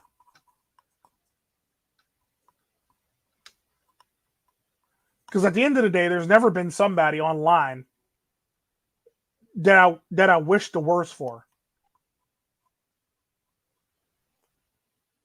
and actually went and did it. Because I don't really have to half the time. Has there been times when it's been close to that? Oh hell yeah, there has been. But the sad part about that is that person learned to rein it in before I got to that point. Typically is how it works. It is what it is. yeah. I mean, you They just got to. typically rein it in before it gets to that point. Because they Yeah, know that, shit's about to go down basically at that point. But at the end of the day, that's not what I want for my viewers. I want them to enjoy the content, learn something, take something from it, and either pass it on or have a good day. That's it. Like, I get that y'all like riding for us, but at the end of the day, when it comes down to it, what a lot of people fail to realize is when y'all do that, y'all kind of make us look bad at the end of the day. Because when it happens, then they got people saying that. Then you got the people like the women that'll say, I got people in my comment section saying nasty things and this, that, and the other, and they're downvoting me and the nasty comments and all this stuff, and they're crying and whinging online. Then what happens then? Nobody has a downvote no more. And comments got to be held for review. No matter how bad or good they are, they got to be held for review. This is the shit that we got to deal with now. Was it worth it? And that's what you have to ask yourself. Yeah. This is why, because of sensitivity and crybabies and wussy ass motherfuckers, this is the reason why YouTube is the way it is now. Enough of the motherfuckers cry, and then Mama Susan goes and changes the rules for them so they won't feel slighted or hurt or depressed. Right. Well, it's like everything is like we're in a First bubble. it was children, then it was comments, now it's fucking downvotes. Yeah, I wish Kappa was like a thing, and that was like the worst thing to worry about. Like it's gotten even so much worse since then. It's crazy. Yeah. I mean, before that it was shadow banning, Yeah, but apparently that didn't work good enough.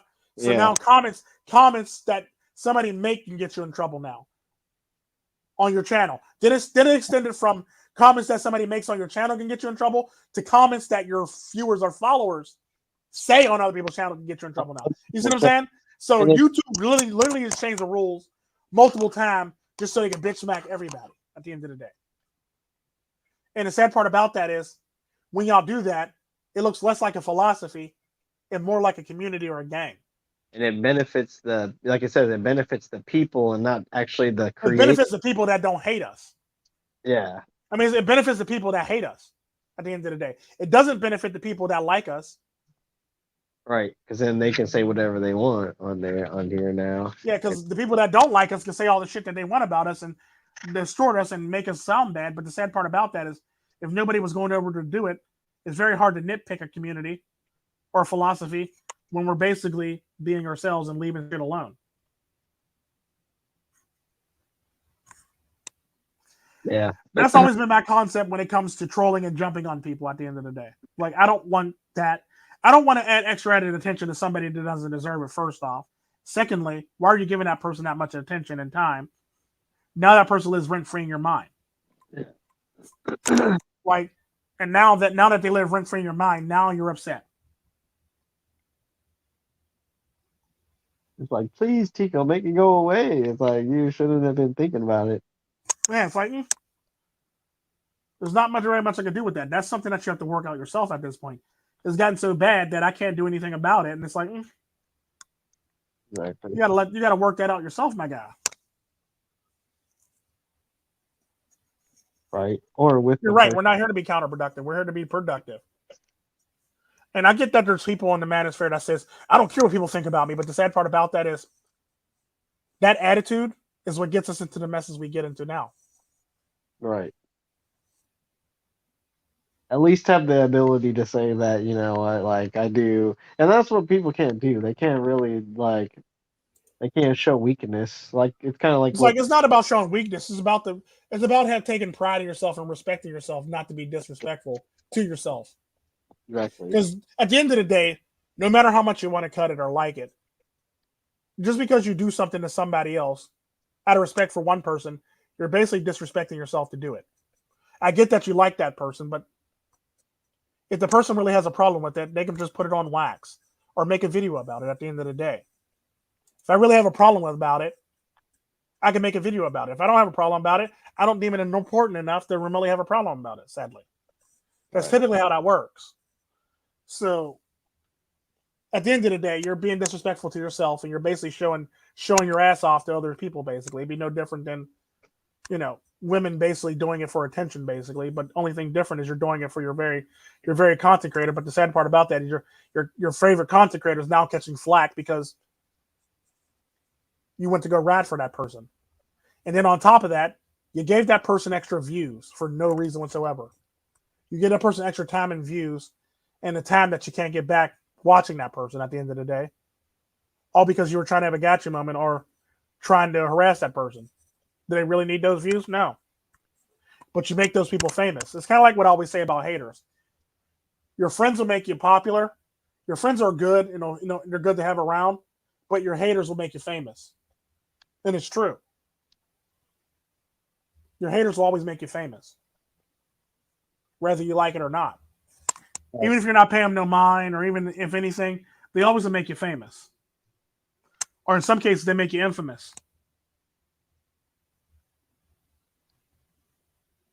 Right? All right. Well, people that want to run around and not be hated by everybody, they have a they have like another problem. They're like, oh, why Well, can't I? yeah, because the sad part about that, there's not anybody that's not going to hate on you or say something negative to you online. Mm-hmm. It's my rule of thumb when it comes to online or social media presence is if you don't have the chin for it, if you can't handle criticism, constructive and or just mean, it's not for you. It's not for you in the least bit. Yeah, This I is where a lot of people fall short. somebody's gonna tell me to like off myself or something. Surprisingly, no one really has yet, but I'm sure it's coming. It's probably coming, but the sad part about that, it's all about how you deal with it when it actually happens. Yeah. Because the sad part about that is I heard a lot of people that used to make red pill content and MGTOW content that quit making red pill content and MGTOW content because they've had people say stuff negative to them and they feel some type of way about it now. It happens. It's true. That's why you don't have a lot of the content creators here now because they caught a lot of flack in their comment section or via email or, via some odd reason. And that's the reason why they're not here anymore. Don't get me wrong. There are some that are not here because of money, but that's not all the content creators that are not here because of the money. A lot of the content creators are not here because somebody says something to them wrong one day in the comment section, and then another person says something wrong in the comment section, and now all of a sudden now that they're in their own mental headspace now because of it, and now they stop making content, and it sucks when that happens. Mm. That's the kind of stuff I feel like I empathize with them because it's hard to predict what's gonna make you just decide to hang it up and not do whatever, like not do content. Well, it's easy to predict for the fact that I always tell people expect the unexpected. Yeah. Expect somebody to come in and say the dumbest stuff in the world. The most funny, dumbest stuff that somebody's ever said about me was, I'm a white supremacist. Now, think about that for a second. Let us roll around in your head and then now laugh. That's typically how that works. It's like, well, okay. Well, not all the stuff you can boil down like that. Some people try to come from like a weird psychological level, It but that, doesn't matter. The sad part about that, that's what expect the unexpected pretty much is for.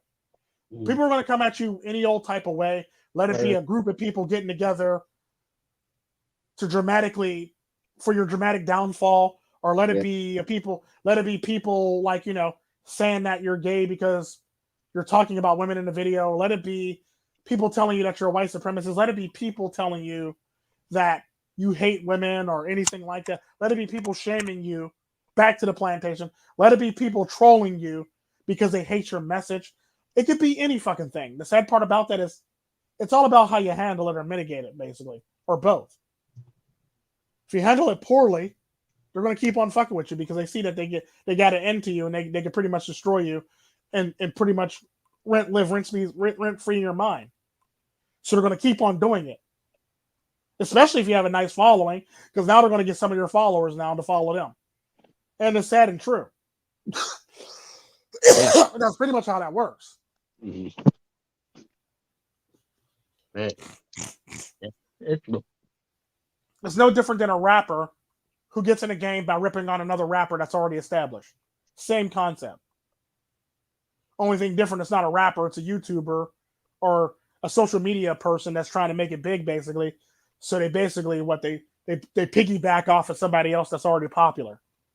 So you're basically piggybacking that person across the finish line to their goal at the end of the day. Pretty much how it works. yeah. And I mean, it's hard to find original content, but it's also way too easy just to take stuff from other Well, people. the sad part about that is you don't have to find original content. It's Yeah, all about that it's all about being from your perspective. It can be the same damn content, but from your perspective. You don't always have to be original and come up with the shit yourself. You just have to basically give your perspective on it. That's it. That's it. That's all you have to do, and that's it. It's basically no different than these channels that support that report the news.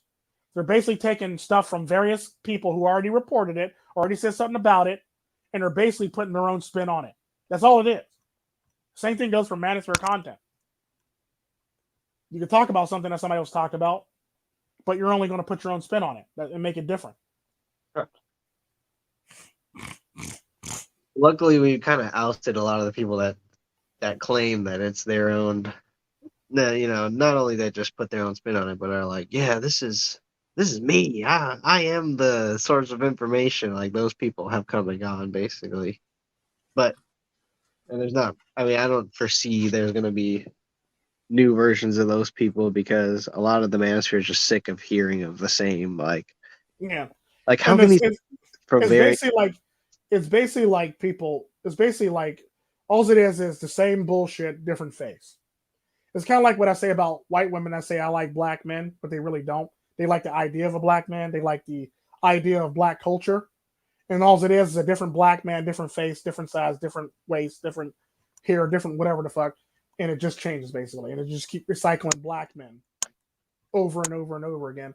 And the sad part about that is you really don't love that person. You love the idea of that person. right.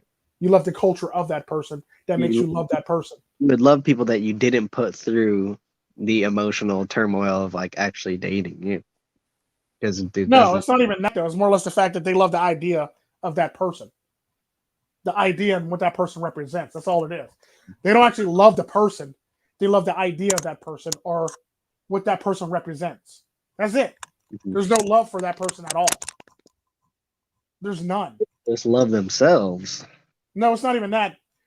There's no love for that person at all. They love the idea of that person and what they represent. That's it. Mm-hmm. That is it.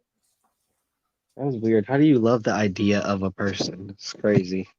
Women do it on a regular basis. Yeah, I just can't. If I love a person, I'm gonna love that person. I gotta love the idea of that person. I just Well, and that's the difference between you and other people. The sad part about that is a lot of people love the idea of the person. This is why women's preferences are this stuff, this fucking big and this fucking vast. They love the idea of having that person when in fact they'll never have that person. It's kind of like when they drop everything for a rich prince or a rich guy or a good looking broke guy. They love the idea of having that person. They don't actually love the person. They love the idea of having that person to you piss love. off other women.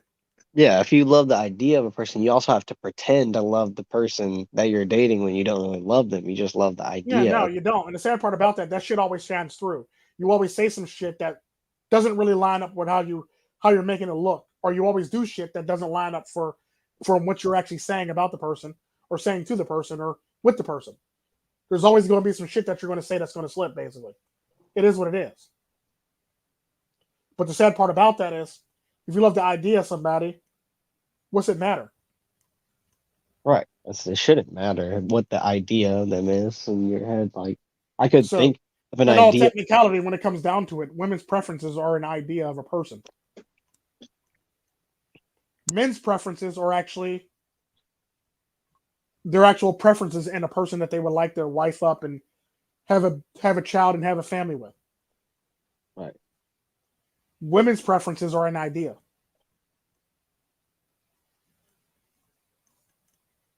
Yeah, because I think their preferences land them into the condition or into a situation, and then they're Yeah, like, the idea lands them into the condition that they're in. If their life is fucked up, that's the condition that they're in. It's not a preference they're in because nobody chooses to be in a fucked up life. It's a series of bad decisions that get you to that condition, that life condition that you're in. If you're abused, if you're an abused girlfriend or wife, you didn't prefer to be a abused girlfriend or wife. It's a condition that you're in right now to be that abused girlfriend or wife, sadly, because it's a series of bad decisions that you make to get you into that condition. That's Oh, typically how this shit works. yeah. It's actually funny because there's actually a crime story that fits exactly what Billy the Goat's talking about. Like people who love going off the grid and doing the van life, but in reality, it's like so less luxurious. It's like they always think it's like a luxurious thing to live in a Well, the van nice thing about that, a lot of there's some van lifers and camper lifers that actually like what they do. It's kind of like vegans. or like being a nurse, like we were Well, talking no, about. it's basically like being vegans and stuff like that. Van lifers are like vegan people, basically. It's kind of like what I say about the Kodak moment for couples. You see the Kodak moment, you see the picture, it looks very nice, they're smiling and they're laughing. But what you don't get to see is the shit behind the scenes that got them to this smile or got them to this picture. All the shit in between pictures and videos, and in this case, videos. You don't see all the shit that got them to the next video. You just see the video and their representation and their, what they're presenting in front of you at the end of the day. That's basically all the Kodak moment is. That's basically the videos are the new Kodak moment. Hmm. They present themselves in a way, but what they don't show you is the shit that they had to go through and endure behind the scenes to make this fucking video. Same thing goes for couples and pictures.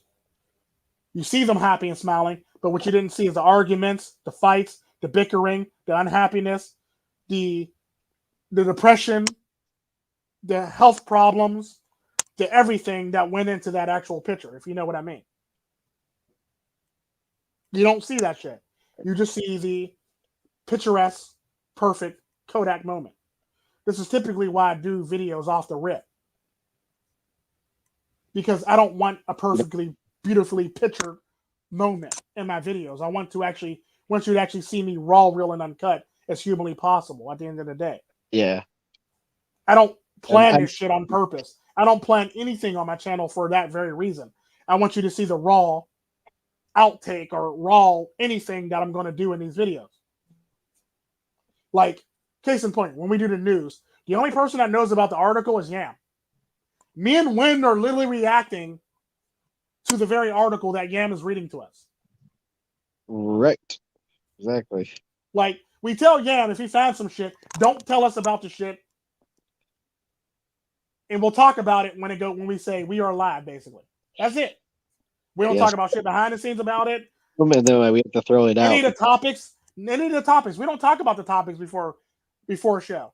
They literally are talked about when we show up for the show. We want our real hot takes and we want our real hot knowledge on that shit. Typically, how that works.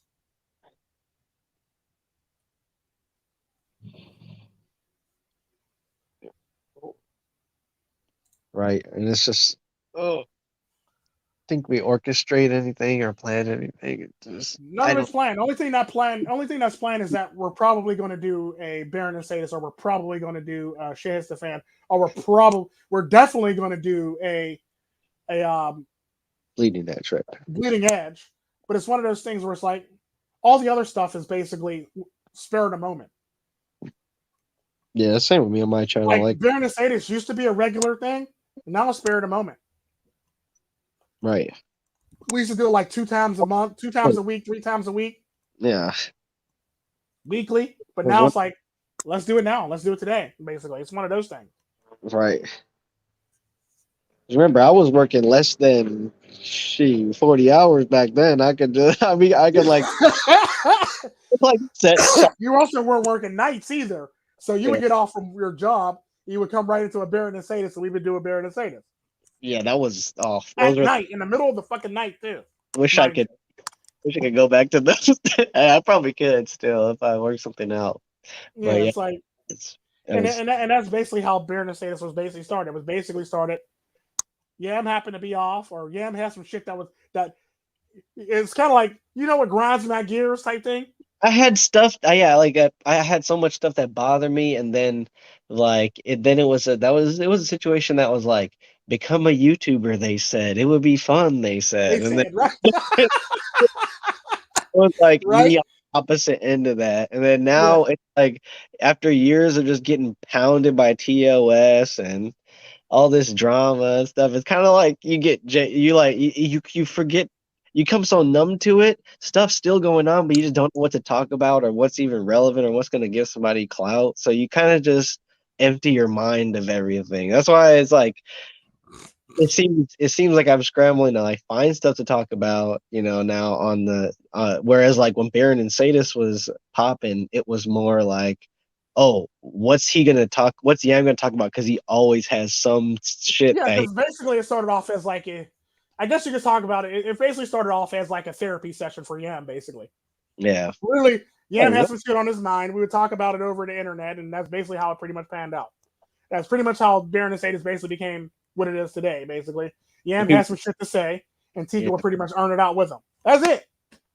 It's basically like a therapy session for Yam. pretty much, pretty much. Yeah. Nothing. I mean, I'm not nothing to be ashamed of it by, because it's like there was actual shit that I was going through. But Or shit that bothered you, or I just did. somebody on the internet was saying some dumb shit again, or and it basically was earned out in the stream. And then we did another one the following day, or the next day, or 2 days from now, or the following week. Basically, it all depends on when we had time. For sure, for sure. That's pretty But much how it panned out. yeah, like, and then now it's not. At least I hope it's not the same as it was. I hope that at least stuff got progressed to the point where I don't always constantly have an issue with things. Well, But no, because you have my number, so you pretty much call me about it anytime. Like, what do you think of this, Tika? I'm like, I think it's all right. I think you're overreacting, or yeah, I think you're underreacting on one. I think somebody needs to be bitch slapped. kind of stuff. That's when, yeah, when you start becoming, yeah, then in charge of people, it's a different thing to bitch about. And now it's Yeah, like now we actually got to do something about it. It's not when like you're you're, somebody's boss, it's way different. yeah, definitely, and that's definitely helped. And I wish I could show that more, but it's just like I don't like to do that kind of stuff. At least voluntarily. I mean, I don't like to volunteer that kind of information, I mean, consciously. you still can if you want to. I mean, Let it slip out every once in a while, yeah, but yeah. then, I I, mean, I mean, it's one thing to do it on Baron and say this. It's another thing to end up in another show. It's like, well, that's not what this is about, but we'll run with this.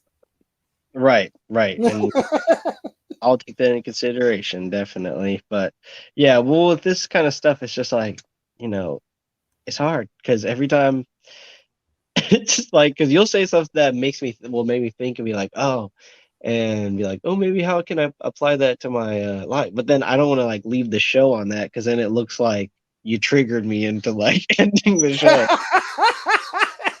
Like I'm actually probably people are probably shocked from Baron and Sadis how we were just able to talk about our personal lives and not really Yeah, like, and just like literally in the show and not really think twice about it. yeah. It Like it's like it was might, out there, and it's like it's done. It's like sometimes I talk about my shit, like my condescending prick daughter.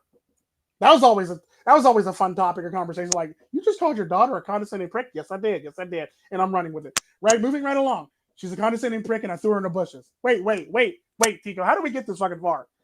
Let me rewind you back. And it ends up being something like that, and it ends up being pretty funny. It's like, wait, he did what? So it's always yeah, one of those things. It's like, what can you do? And it makes for interesting content, and it makes her. Because the sad part about that, when it comes to real life, or shit that drama that happens, it basically makes for a pretty good Baron and Sadist at the end of the day, because it's one of those things that you have to think about, and you have to, and it kind of bothers you, but you never really talk about it. So it's like, might as well, it's Baron and Sadist. Let's run with it. And that's pretty much how it's done and made. Like, none of this stuff is pre-talked about before this shit. Hell, we didn't even have a topic for this fucking show. We just basically ran off the cuff.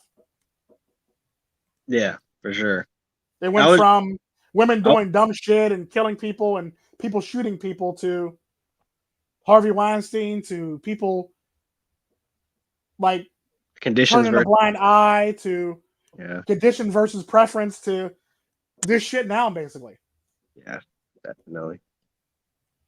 And it's probably because I've been riding high in my truck that I have, because my other car is not doing too hot. So I've been feeling like This extra. guy. I've been feeling extra. Okay, Mr. Big Dick Energy over there with his big Like truck. getting stroked, but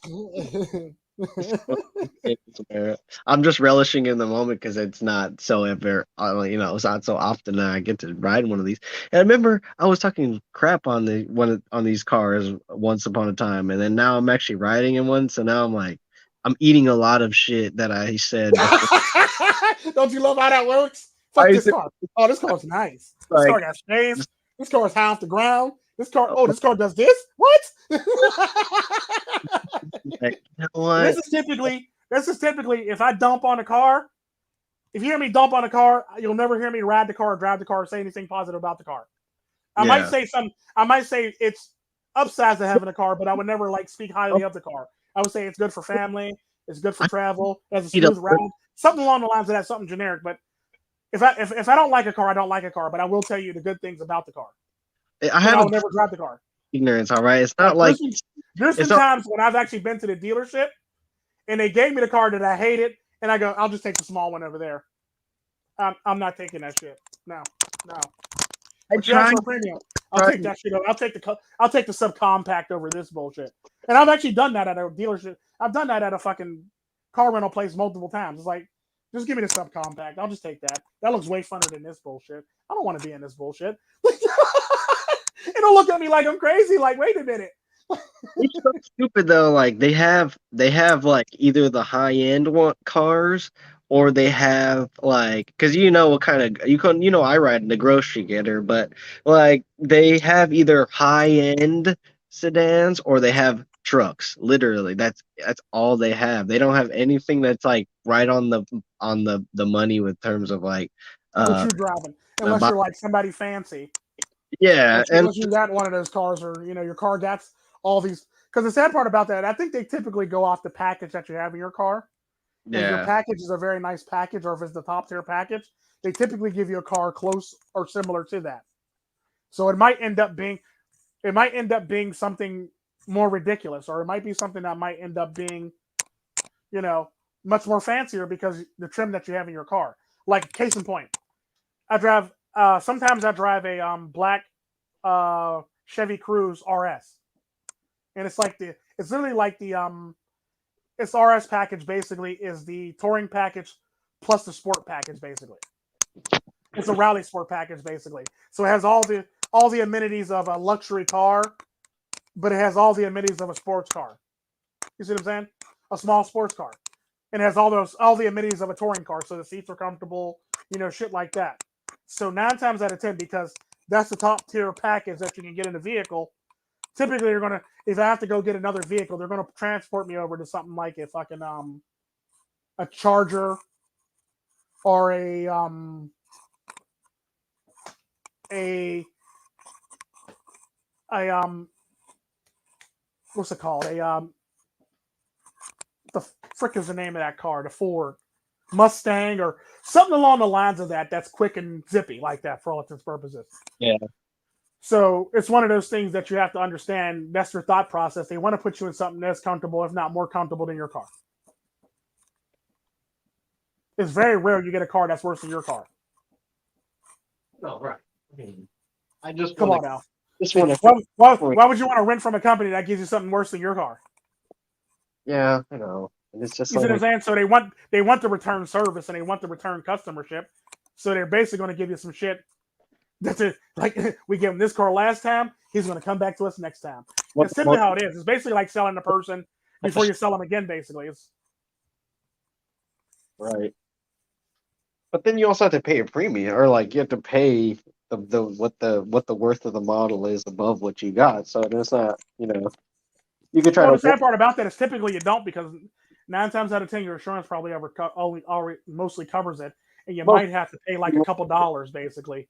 Like case in point, I had a car for about like 15 days. I only had to pay like $17. yeah. So it's like for for for 15 days, I only had to pay $17 for 15 days. How much is that really? I mean, no. I mean, when it comes to rentals, it's not. It shouldn't. That's not a lot at all. Like Yeah, you could end up paying a crap ton of money for the wrong yeah, one. you can, yeah. But the sad part about that is, did you actually choose to pay that, or was it one of those things where it's like, Feel like that too because I had walked into a place and they're like, all we have is the Audi. And I was just like, okay, it's not what my car is worth. And they're like, it's gonna be like, an extra 30 something dollars a day. And I was just like, I really don't want that, but if that's the only car that you have, then I guess I have to take it because I don't have I don't have a car otherwise. And Mhm. then they were just like, all right. So then I called my insurance company and they're like, all right, yeah, that either, you're not going to pay that because you didn't want to and you weren't supposed to, Yeah, you know. and sometimes rental car companies they basically if they don't have what you need, they'll basically upgrade you automatically and they'll make you pay the regular price, or they But might give you a discounted price of what it was supposed to be. That's what most car rental places would normally do. yeah, that's what I was waiting on for them to tell me that out the gate, but then like it never came. So then I had to end up calling and getting it put in as a note. But like you said, it's true that they do stuff to get you to come back, but then they also do stuff just so that they can get a little bit of extra money on Yeah, your they will. And the car. sad part about that is they always will. If you don't fill the gas tank over a certain amount for them, you're going to get charged extra for it. It sucks, but it's true. Yeah. Or if you like my favorite thing was if I had to go get somebody and I went through a toll. If I use a toll road. Now, typically in certain states, they basically use your license plate. So you can't really pay the toll. So therefore, your rental car place usually comes back and gets it from you. Yeah. Ironically, lately, that hasn't been a thing for me. So they've been making I you haven't pay. they literally ate it themselves. And I Oh, literally told them when I dropped off the car, I went to a toll. well, that's Let fine. me Just know. we'll take care of that for you, Mr. Tico. Okay. Yeah, I know. Like literally, that's what they're like. We'll take care of that for you, Mister Tico. You're a value customer. That's probably what they were thinking in the back of their mind. But it's like one of the things where it's like, no, literally, let me know and I'll take care of it, or charge me if you Mr. get the bill. And they didn't. They really didn't. And it still blows my mind to this day. That's crazy. Well, now we know who gets. Now we know whose car we got to hop in when they pull up. Then we got to get in a Tico's car because. Whatever. But Well, typically, that's how that stuff actually works, and it's pretty funny.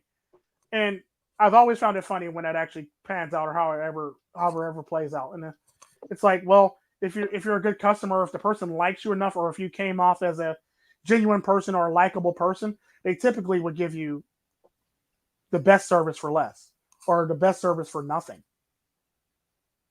which is really nice. Like, but you can't be an annoying little shit and do that. You have to actually be a genuine person to get that done, basically. Or you have to be a likable person for them to want to eat the bill, basically. I don't know. That's just me, though. or just be their favorite customer. Yeah, or that too. And I'm not always their favorite person. Yeah, I'm quit trying to force that narrative. No, no, no. I know Uh huh. I know you could probably be like, ornery if if The sad Tally part about that, believe it or not, when it comes to service, was sending I've pricks. actually, when it comes to service and stuff like that, I've never really ever been an ornery person. I've always been a gracious person, no matter what. Even when it comes to service and the fact that I'm actually paying for it, I've always been a gracious person. I've never been an ordinary person about it. And that's the Mhm. thing I like about my character. Like there's a lot of people that think, well, if my food comes out wrong, Tico's finna like cut somebody and finna go to jail and shit like that. No, it's not that serious. It's like I'm a very gracious person. Because here's my thing when it comes to it, when a restaurant. I'm gonna give you one fuck up basically. As long as it's not like a major catastrophe. I'll give you Glaring. one fuck up. I'll basically say, well, maybe that person's having an off day. Maybe certain shit's going on in the kitchen that's out of my control. Basically, I'm gonna let that one slide. Now, that's usually because like case in point, I like my steak medium rare or medium. If it's cooked past medium and it's almost like well done or it's well done, I'm be upset about it, but you're not gonna ever really see it on my face. It's one of those things where it's like, I'm gonna let them slide this time. I'm going to honestly let them slide this time. Maybe some shit was going on. Maybe I got somebody else's steak. Maybe they put the wrong steak on the wrong plate. Stuff like that. That's the shit that goes to my mind. So I'm gonna let them slide this time. Now I will give you a second time, and if you fuck up a second time, I'm not coming back to that restaurant ever again. Threshold that you can be at if you've worked in any place, like if you've ever actually not even in just a food or a service oriented place, if you've ever had to work, period, there's just something that you understand about, Well, it's if not even that though, and I've never really been a service oriented person because I'm not a customer service person. But uh, it's one of those things. I guess it was how I was raised and where I grew up at that made me a gracious person. Because gotcha. ironically, it's one of those things where it's like that's the value that was passed down from grandparents to me. Like the only time I've ever been a mean person in a restaurant, and the sad part about that, it wasn't even my fault. Shockingly, and I basically told a story about a French chef, and I was at a nice restaurant with Cartel Princess, and he basically he basically messed up my order and messed up my food. And I told the waitress that I can't eat this, and I'm allergic to this, and this, and that's not what I ordered, basically. So she takes it back, and this asshole comes out of the kitchen throwing a fit about how he made my food and this how it's supposed to be made, and this, that, and the other, and this, that, and the other. And he went on as he's waving a knife in my face. Now, mind you, while he's waving a knife in my face, I'm literally like dodging the knife just in case it hits me.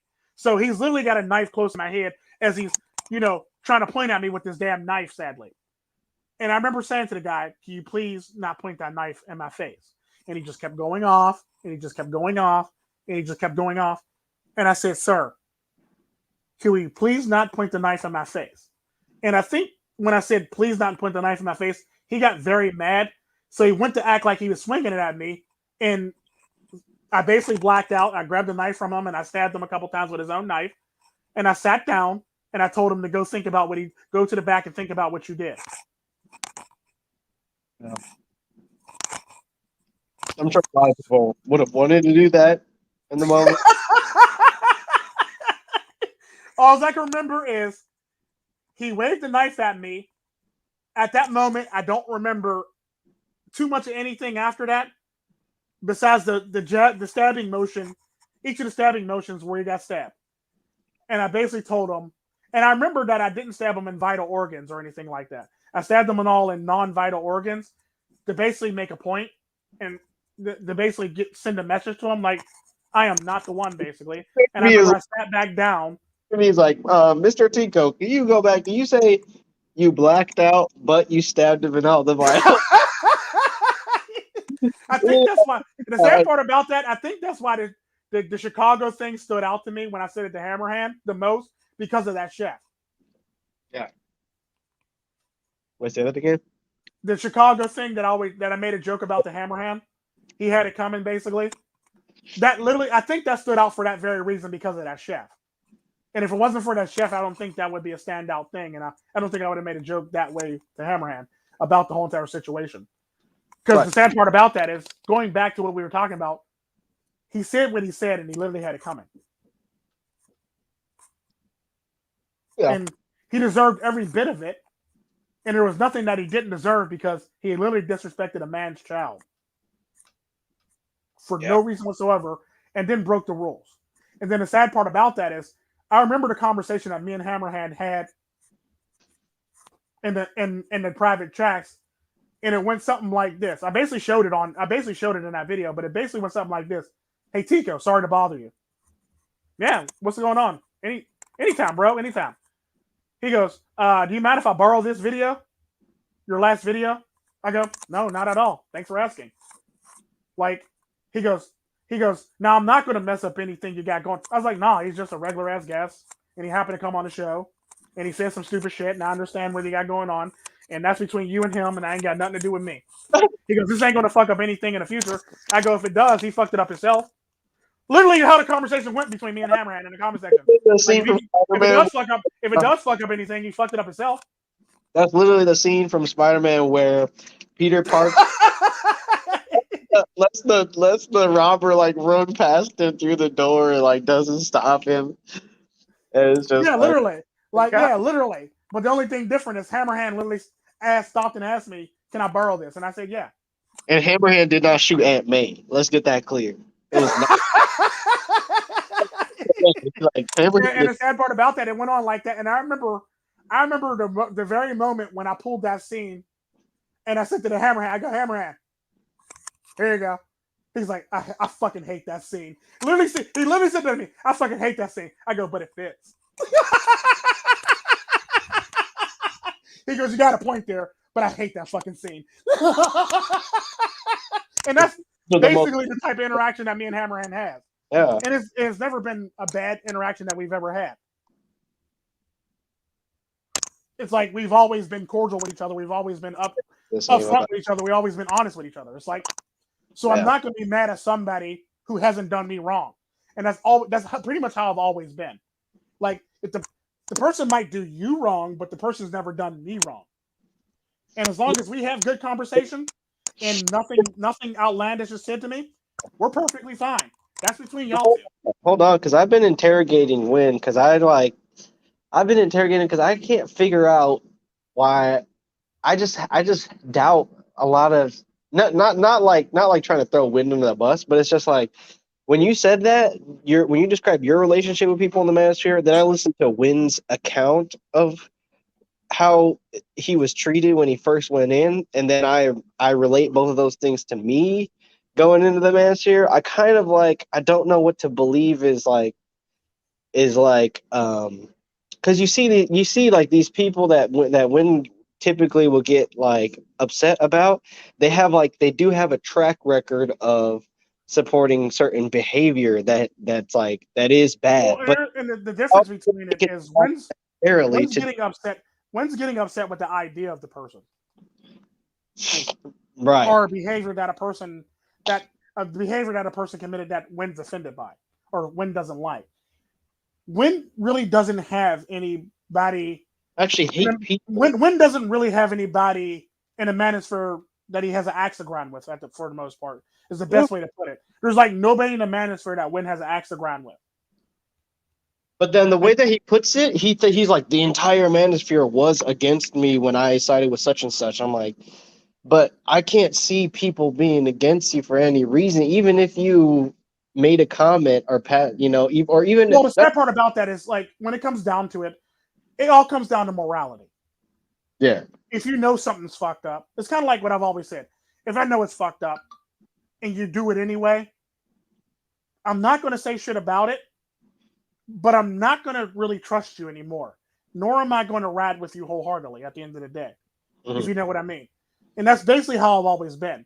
So the problem that Win had was the best way to put it is we've met, we've had conversations, we talked on the phone, we've hung out together multiple times. So for somebody to say something about my character when Win actually knows my character actually bothered Win. So when you actually meet somebody, you get to know a person, and you get to know a person wholeheartedly, ins and outs, or you're really going to choose a group of people that you don't know over a person that you do know. You see what I'm saying? Yeah, I know. But then again, you weren't spinning a narrative against the manager. You're just so like he's not actually defending you against. He wasn't necessarily defending you He wasn't against defending me. He was more so defending the morality of the situation. of like why would you do this to a person? Right. I get Like that. that's fucked up. Like that is some fucked up shit. And Yeah. Wynn's a very vocal person too, and he'll basically tell you where you fucked up at or where you believe you fucked up at, and he basically thinks for himself, and he basically thinks based on morality. It's kind of like think of it like this. The best way to put it is Wynn is a Marine. Wynn has always been a Marine. Yeah. Since we first met Wynn was a Marine. Well, Wynn was in reserves by that time, but Wynn was a Marine. And typically, if you know anything about the military, you never leave a man behind. And if a man's left behind for no fucking reason whatsoever, somebody's going to be pissed about it, and a lot of people are going to hear about it. Yeah. That's typically how that works. I feel like he's So in the category. let's just put it this way: it could have been anybody. It could have been anybody. If it could have been True Sherm, it could have been SCE, it could have been anybody. Had anybody that did the shit that they did, Win wouldn't have rode with it 100%, whether we all liked it or not, because that's not within Win's character. That's not who Win is. So at the end of the day, like I said, Win really doesn't have an axe to grind with anybody, but he does. But he does on a morality level, but he doesn't on a physical level or an intentional level. He doesn't have an axe to grind with anybody. Now you don't have to you So don't have to answer this if you want to, but is there any shred in your mind that you could see justified, like what happened, like in that whole situation? Like you could see, like, oh, I could see why they would have.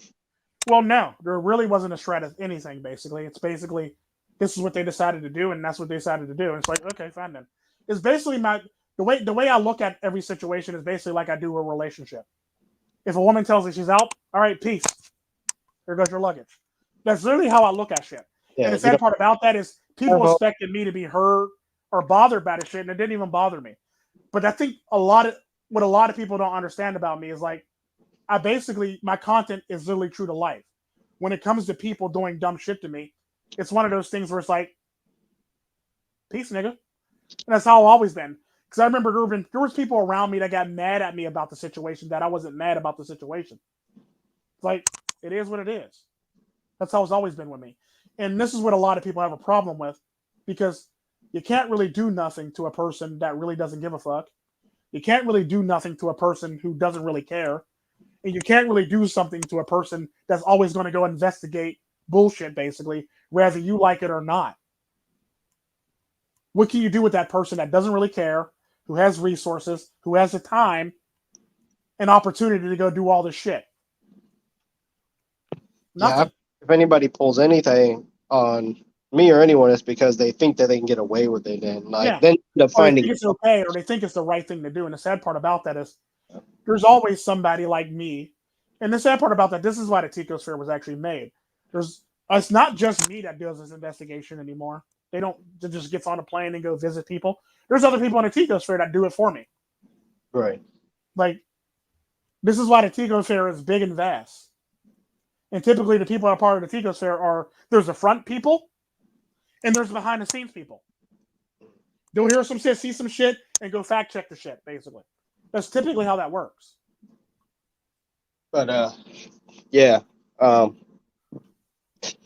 we're gonna bring this. I think we should bring this one to a close probably because it's getting eat time or it's getting eat time for me. So I'm gonna have to go get a meal in. But yeah, definitely. I'm definitely turned into an investigative journalist since I joined the Ticosphere because it's just Because I'll go investigate. If somebody tell me some shit about a person, I'm not gonna be mad at the person if I don't have any extra ground with that person. all the time It don't being matter what it is. I don't care. Oh, well, they hacked this, or they destroyed something, or they snuck into this, or they during the server, or they're doing all this stuff. I'm going to go investigate. Like something you don't do. First off, is tell somebody who owns security software that somebody did some dumb shit and nobody's safe. That's a no-no off the rip. Like, you're going to tell me this, expect me not to do anything about it, and expect me to be scared. dude, It they doesn't just work like that. tell a You're story. talking to a person that will literally show up at somebody's house, lean on the mailbox, and have everybody playing jingle bells with RPG rockets to the beat. Yeah. Like, no, it doesn't work like that. I'm gonna go investigate this shit, and if it comes out true, then I'll Edit. ride with you. If it doesn't come out true, then you're full of shit, and I don't trust you anymore. That's basically how it works. Yeah. It's sad. Like they try to edit this. They try to hide what they edited from something from the person that actually has the base copy of whatever it is they're Yeah, trying to yeah. Basically, that's all it really was. And the sad part about that is like, yeah, it's whatever. sucks. But You basically do something so you can do something so you can do something else. It's like, well, was it really needed? Was that title really needed at that point in time? No, it really wasn't. It was pointless. But after the day, you basically have to look at it from a broad spectrum and thing. It's like, was it really worth it? No. Was it worth meeting people that do shit to you? It's like, well, no. Like some of the people came forward and said they were remorseful for it and they're sorry that it happened and it sucks, but at the end of the day, can you really trust those people if they're willing to go along with something like that? Are those people even trustworthy? Then you have to ask yourself, as a person who went along with it, can you trust these other people around you That's where I get because to I get not do it to yeah you or not do it to somebody else? And that's where the whole entire thing comes into play. Because at the yeah. end of the day, if you're willing to go that far for something simple like that, then how far are you willing to go to each other to cut each other's throats? And is it even worth it? And what goal are you actually accomplishing? Cut Wynn's throat, but he's just so tall. It would take so much energy to get up to his You know neck. what, smartass. It just I, That's basically how it works. You have to ask yourself those questions. You have to basically, because at the end of the day, that's something that a bunch of females will get together and do. like ride on a person without them. Yeah, it's like Mean Yeah, Girl type stuff. yeah. That's literally like Mean Girls in a nutshell. The sad part about that, only way a group of men are riding on somebody Like that. is if it's like some big bad person, basically. Or it's like friendly fire, you know? Yeah, They use like this. and it's either an accident or it's done on purpose when it comes to men. Yeah. Well, to At the me, end of the day, it's like that. Well, that's a good way of putting it. To me, it's just like they put their their you they know put that their emo- they put like their emotions before logic, basically. mhm. Like is it really a big deal? Yeah, it's a big deal. Let's do it. It's like Because we ain't got. anytime that's a big enough deal for you to focus that much resources and energy to, you have to really ask yourself: is that a guy thing or a female thing? Yeah. Because typically guys don't focus that much shit towards something that's not going to really do anything great, or that's not going to have a great outcome, or that's not going to make anything better at the end of the day. Right. It's like if it doesn't benefit you, or if it doesn't benefit for the good, is it even worth it? That's typically how men think. Women think, well, we're going to get rid of this bitch, and they're going to get rid of this bitch, and everything's going to be great. Then they find out it's not that great. Oh shit! This bitch doesn't die. Or, or that bitch was the one that made her food, and that's why her food was tasting fire. Can anybody else cook? No, nobody else can cook. Fuck. We Wow. cooked our bitch. We cooked our cook bitch, basically, and It's, that's typically how that works. it was like literally they voted you from the island like it was Survivor or something. You know, Yeah, like that. literally. It's like reality TV and a server, basically. It's all it really is. It's like the sad part about that is me. And if you know anything about me, if I have more respect for people that'll come straight to me and say, "Well, Tika, I don't like this, that, and the other, and we would really like it if this happens." I'm like, okay. Geez. The sad part about that is instead of wasting all this energy doing all this shit, y'all could have been like, Tico, you think you could leave? I'd have been like, deuces. I'd have been like, and with a vanish, like Ninja Vanish, basically. That's typically how I work. Because the sad part about that is I'm not leaving until you ask me to leave. Or if you want to put me out. Typically how it works. Yeah, I'm like, and I Now, if you ask me to leave, I'm out. Like, I'm perfectly fine with that. Like, peace. yeah. Like, I'm not going to make a big deal out of it. It's going to be one of them things where it's like, you literally have to ask yourself, why was he that willing to go? Why didn't he fight for this shit? Nigga wasn't really worth it in the first place. I was gonna say I thought that's what you were gonna say when you said what you would know about me is like. What's the one thing I know about you is typically if you are even having to do like a live stream about something, you're typically not like just all in about being there unless it's table flip or unless it's like you actually get to catch up with somebody you haven't talked to in a while. Otherwise, it's like why it's like you're more reluctant. Why am I here? Yeah. Why'd you wake me up? Like literally, like it's one of those things where it's like live streams do matter when it comes to like Bleeding Edge and Baron and Sadist. They actually do matter, and I do enjoy doing them. But like there's certain live streams where I'm in, and it's like, well, okay, why did you wake me up for this, and why am I here again? It's like what? Like, but I can't be mad at people, and it's like one of those things where it's like. And I'm not saying like you have to just be, if you want to be this like Giga chat. You just gotta be unfucked by anything around you and just be this like casual, nonchalant guy. Well, No, yeah, and the sad part about that's typically how I am. I'm typically the unfucked or casual, nonchalant person that you'll always meet. Sadly, it's like I'm the same in person until you piss me off, and then I'm the most evilest, most vile. vile person that you'll ever meet. Basically, Yeah. it's like you did you really have to take the feet off and shove it up his ass? Like, really, Tika, was that necessary? I thought it was. It's one of those things where I'm just casual about the shit. It's like But I feet up digress. ass, feet in the mouth, same difference. And that's typically, and that's basically how I look at like life and death. I'm very nonchalant about stuff like that. I'm very nonchalant about decapitation, defenestration, and It's kind of like, wouldn't you say, dismemberment. like, that's a cultural thing. Like, if you look at America, it's like it's so gridlocked. We don't even want to ever shove feet up another person's ass, but we will want to. We will think about it. Yeah, it's lovely to think about, but the problem is now you actually got to put in the effort to actually do so now. You see what I'm saying? And that's the Right. problem with a lot of people. That requires too much time and effort that people don't really want to put in. Like a lot of people think of this shit, but the question is, do you have the time and energy to do this shit, The or the resources. will to do it? You have the Yeah. time, resources, or willingness to do the shit. Sadly, and the sad part about that is I do. Yeah. And it's like it's basically for me, it's one of those things that's decided on the spot. Like we're on the spot. There's no building, so The, the fenestration's out the window. Get it? there's a,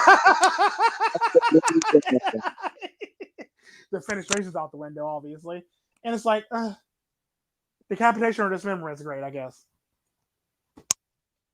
and it's like you they're already not subscribed to you, so it's not like you could dismember them because they're not even a member to begin with. Like Yeah, so it's like one of those things where it's like, decapitation. They yeah, already even if they were subscribed, they'll still be subscribed to me later. They just don't they're have access to their account to unsubscribe to me. That's all it is. have to act well, yeah, or they're like a chicken head cut off. So decapitation wouldn't really change much. Basically, it's sad, but it's true. What are you gonna do? Uh, Facts. But yeah, mole, we might as well call the show. Hi, moles. Me, me, me zoom. Loco, solitario. yeah, what's up? What's up? How you doing? He said English not that good, but he likes that the red pill is all around the world. And yes, it is all around the world. The question is like in the English speaking places where people are most vocal and the loudest about, aside from wind, who do you actually see Mm-hmm. being vocal in the right way and asking the right questions? Typically, people get in trouble for asking questions nowadays. And like you said, what do you say? Being honest, they get in trouble for that kind of stuff Yeah, they nowadays. get in trouble for being honest. People get mad at you for being honest, but the sad part about that is they can never be mad at you for lying to them. They can be mad at you for being honest about a situation, but they can never be mad at you for lying to them at the end of the day. Like I'll take honesty over lying to somebody in a heartbeat every day, even if it hurts me or them. Hell, I'm willing to hurt myself with honesty if it helps the situation. At the end of the day, so Mm-hmm. if I'm willing to fuck over myself with honesty, what do you think I'd do to you for honesty? That's a good point. That is a good point. Yeah. Well, folks, if you came this far, thank you for watching. And yeah, and definitely if you're a fan of this, there's always Baron and Sadist during on my channel, the Baron Yam channel, and on the Tico Trend channel. If you're watching this on Facebook, you know what to do with the whole Facebook algorithm. Uh, Not too familiar with that because I don't have Facebook, but as well, if you're on this with Twitch, do something to make it share it or to favorite it or however you can whatever you do on Twitch, maybe subscribe. I don't know what's going on over there. Follow, subscribe, whatever you do. Yeah. donate bits to Tico or something while he's You don't have playing. to donate bits. Like you keep it. You can keep it like you keep the bits to your pocket basically and give it to somebody else. Like Oh it's yeah, basically a message that just needs to be pushed on multiple platforms to me. That's all it really is to me. that works too. That works too. And yeah, but yeah, if you're a fan of the channels, please help them grow. But yeah. Yep. Aside from this video, because the video is just meant for off the cuff conversation and potentially hoping to be helpful by either showing people an honest reaction or giving people that honesty that they need or Yeah. want need or even me too at times too. So yeah, always keep an eye No, open I up. even shocked myself with some of the shit that come out of my mouth. Like, holy shit, I actually said that. Well, yeah, I set you up. Oh, I gotta give myself props too. I almost said I set people set He Tico was up like, early. holy shit, I actually said that shit. Holy crap. I guess we're going with it. I'd be less shocked than you are by some of the shit that you'd be saying. Be like, oh, that's Tico. That sounds about right. That's some shit that Tico would say. Yeah, Tico that sounds like some shit Tico would say. really, Tico really be look in the mirror while we're recording. Is like, I'm that nigga. Oh my god. Not be having to remind him like, you're only a man, Tico. You're only a man. Oh my god, that's too funny. That's my outro. That's your outro. I really don't have one, but y'all just be good to yourselves and treat yourselves like milk and do nothing but spoil yourselves and always be a better person and improve on yourself daily. That's all I got. Mm. This is Baron and Sadist. Bye, niggas. Bye. I got this. What is up, guys? It's Baron Yam. And for all you people cohabitating thinking that you're holding it down, how come your wifey's bedside drawer looks like Toys R Us? Huh?